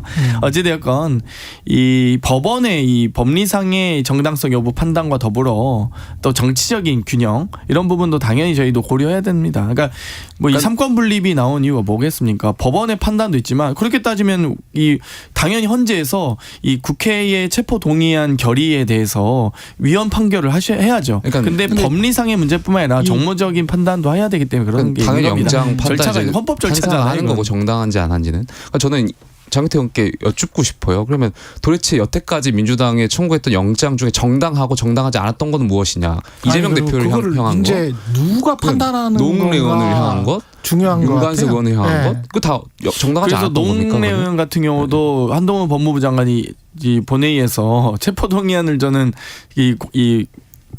국회 본회의 보고하면서 그렇게 일장연설하는 법무부 장관 처음 봤는데 돈봉투 소리 부스럭 했는데 그래서 결국 그 기소 내용에 들어갔습니까? 돈봉투?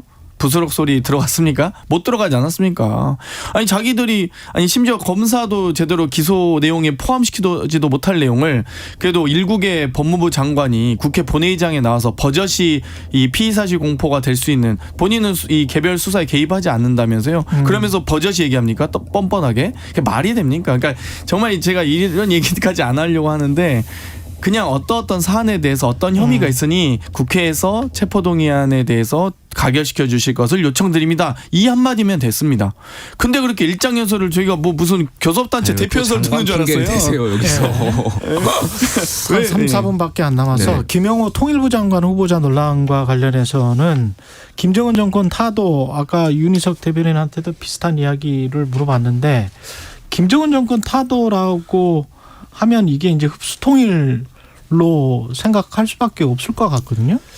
그러니까 뭐 김영은 장관이 어떤 생각을 가졌는지는 청문회 과정을 통하면서 좀 더 들어봐야 될 것 같은데, 그러니까 뭐 통일부 장관이 되시려고 하는 분은 통일에 대한 여러 가지 생각을 가질 수 있다고 저는 생각해요. 네. 그런데 궁극적으로는 통일 말씀하신 대로 헌법에 나와 있는 대로 평화 통일을 지향한다는 그 종착지 안에서 여러 가지 방법론을 갖고 계셔야 된다라고 저는 생각하고 있고요. 예. 그러니까 김영은 장관께서 이제 유튜버로서 발언했던 것과 앞으로 장관이 되신다면 장관으로서 가져야 될 어떤 발언은 분명히 달라야 된다라고 생각하기 때문에 그 과정은 좀 더 청문회를 지켜봐야 될 것 같습니다. 저는 저도 장관 인사청문회 여러 번 해봤는데요. 근데 좀 아주 기본적인 지금 자료조차 제출하지 않고 있어서 어떤 예를 들면 자료? 배우자와 직계비속의 부동산 내역 당연히 부동산 투기했는지 안 했는지 봐야 되지 않겠습니까? 그리고 여야가 지금 저는 진짜 이것도 이해가 안 가는데 국민의힘하고 민주당이 가상자산 신고하기로 했잖아요. 국회의원들의 가상자산. 그렇죠. 내년부터는 공직자윤리법에 의해서 당연히 신고해야 되고 올해 하자면서요. 저는 이미 신고까지 했어요. 뭐 당연히 동의서도 제출했고 신고도 이미 했는데 왜 동의서도 사인을 안 하는 거예요? 국회의원들 사인 받자면서요. 왜 안 하신 거예요? 국민의힘 제출도 그러니까 동의서도 아직 안 냈어요. 그러니까 왜 안 하시는 거예요? 난 진짜 합의를 했던 사안이잖아요. 그리고 본인들이 먼저 하자고 해서 저는 신고까지 다 끝냈는데 아무튼 이 가상자산 거래 내역도 장관이 안 내시고 계시고요. 직계비속의 학력 병력 사항들 군대는 갔다 왔는지 제대로 했는지 뭐 입시 비리는 없었는지 이거 당연히 제출해야 되는 건데 왜 이것도 안 하시는 건지. 유튜브 수익이 지금 3억 한 8천만 원 정도 이르는 것으로 예상되는데 이것도 아니 좀 24만 명이나 지금 구독자가 있으시잖아요. 대단한 규모입니다 이것도. 그러면 왜 제출 안 하세요? 이거 장관 후보자잖아요. 이게 이제 공직 후보자 재산도 아니고 장관 공직자의 재산 신고를 하셔야 되는데 이것도 안 하시고. 아니 뭐 제가 다른 거 지금 한반도기 부정하는 거나 뭐 지금 적화통일 흡수통일 하자 이런 논쟁까지도 안 들어가겠습니다. 이거 뭐 사실상 반헌법주의자인데 뭐 이 정도 사안이면 아니 기본적인 장관 인사 자질이 있는지 좀 이거 기본적 자료는 제발 좀 이거 국민의 의원님들이 더 화내셔야 되는 겁니다. 김영태 의원 반론 제출하십시오. 빨리. 그것과 관련해서는 할 말이 없으신 것 같고요. 김용태 전 국민의힘 최고위원 그리고 장경태 민주당 최고위원이었습니다. 고맙습니다. 감사합니다. 7월 20일 목요일 KBS 1라디오 최경련의 최강시사였고요. 내일 아침 7시 20분에 다시 돌아오겠습니다. 저는 KBS 최경련 기자였습니다. 고맙습니다.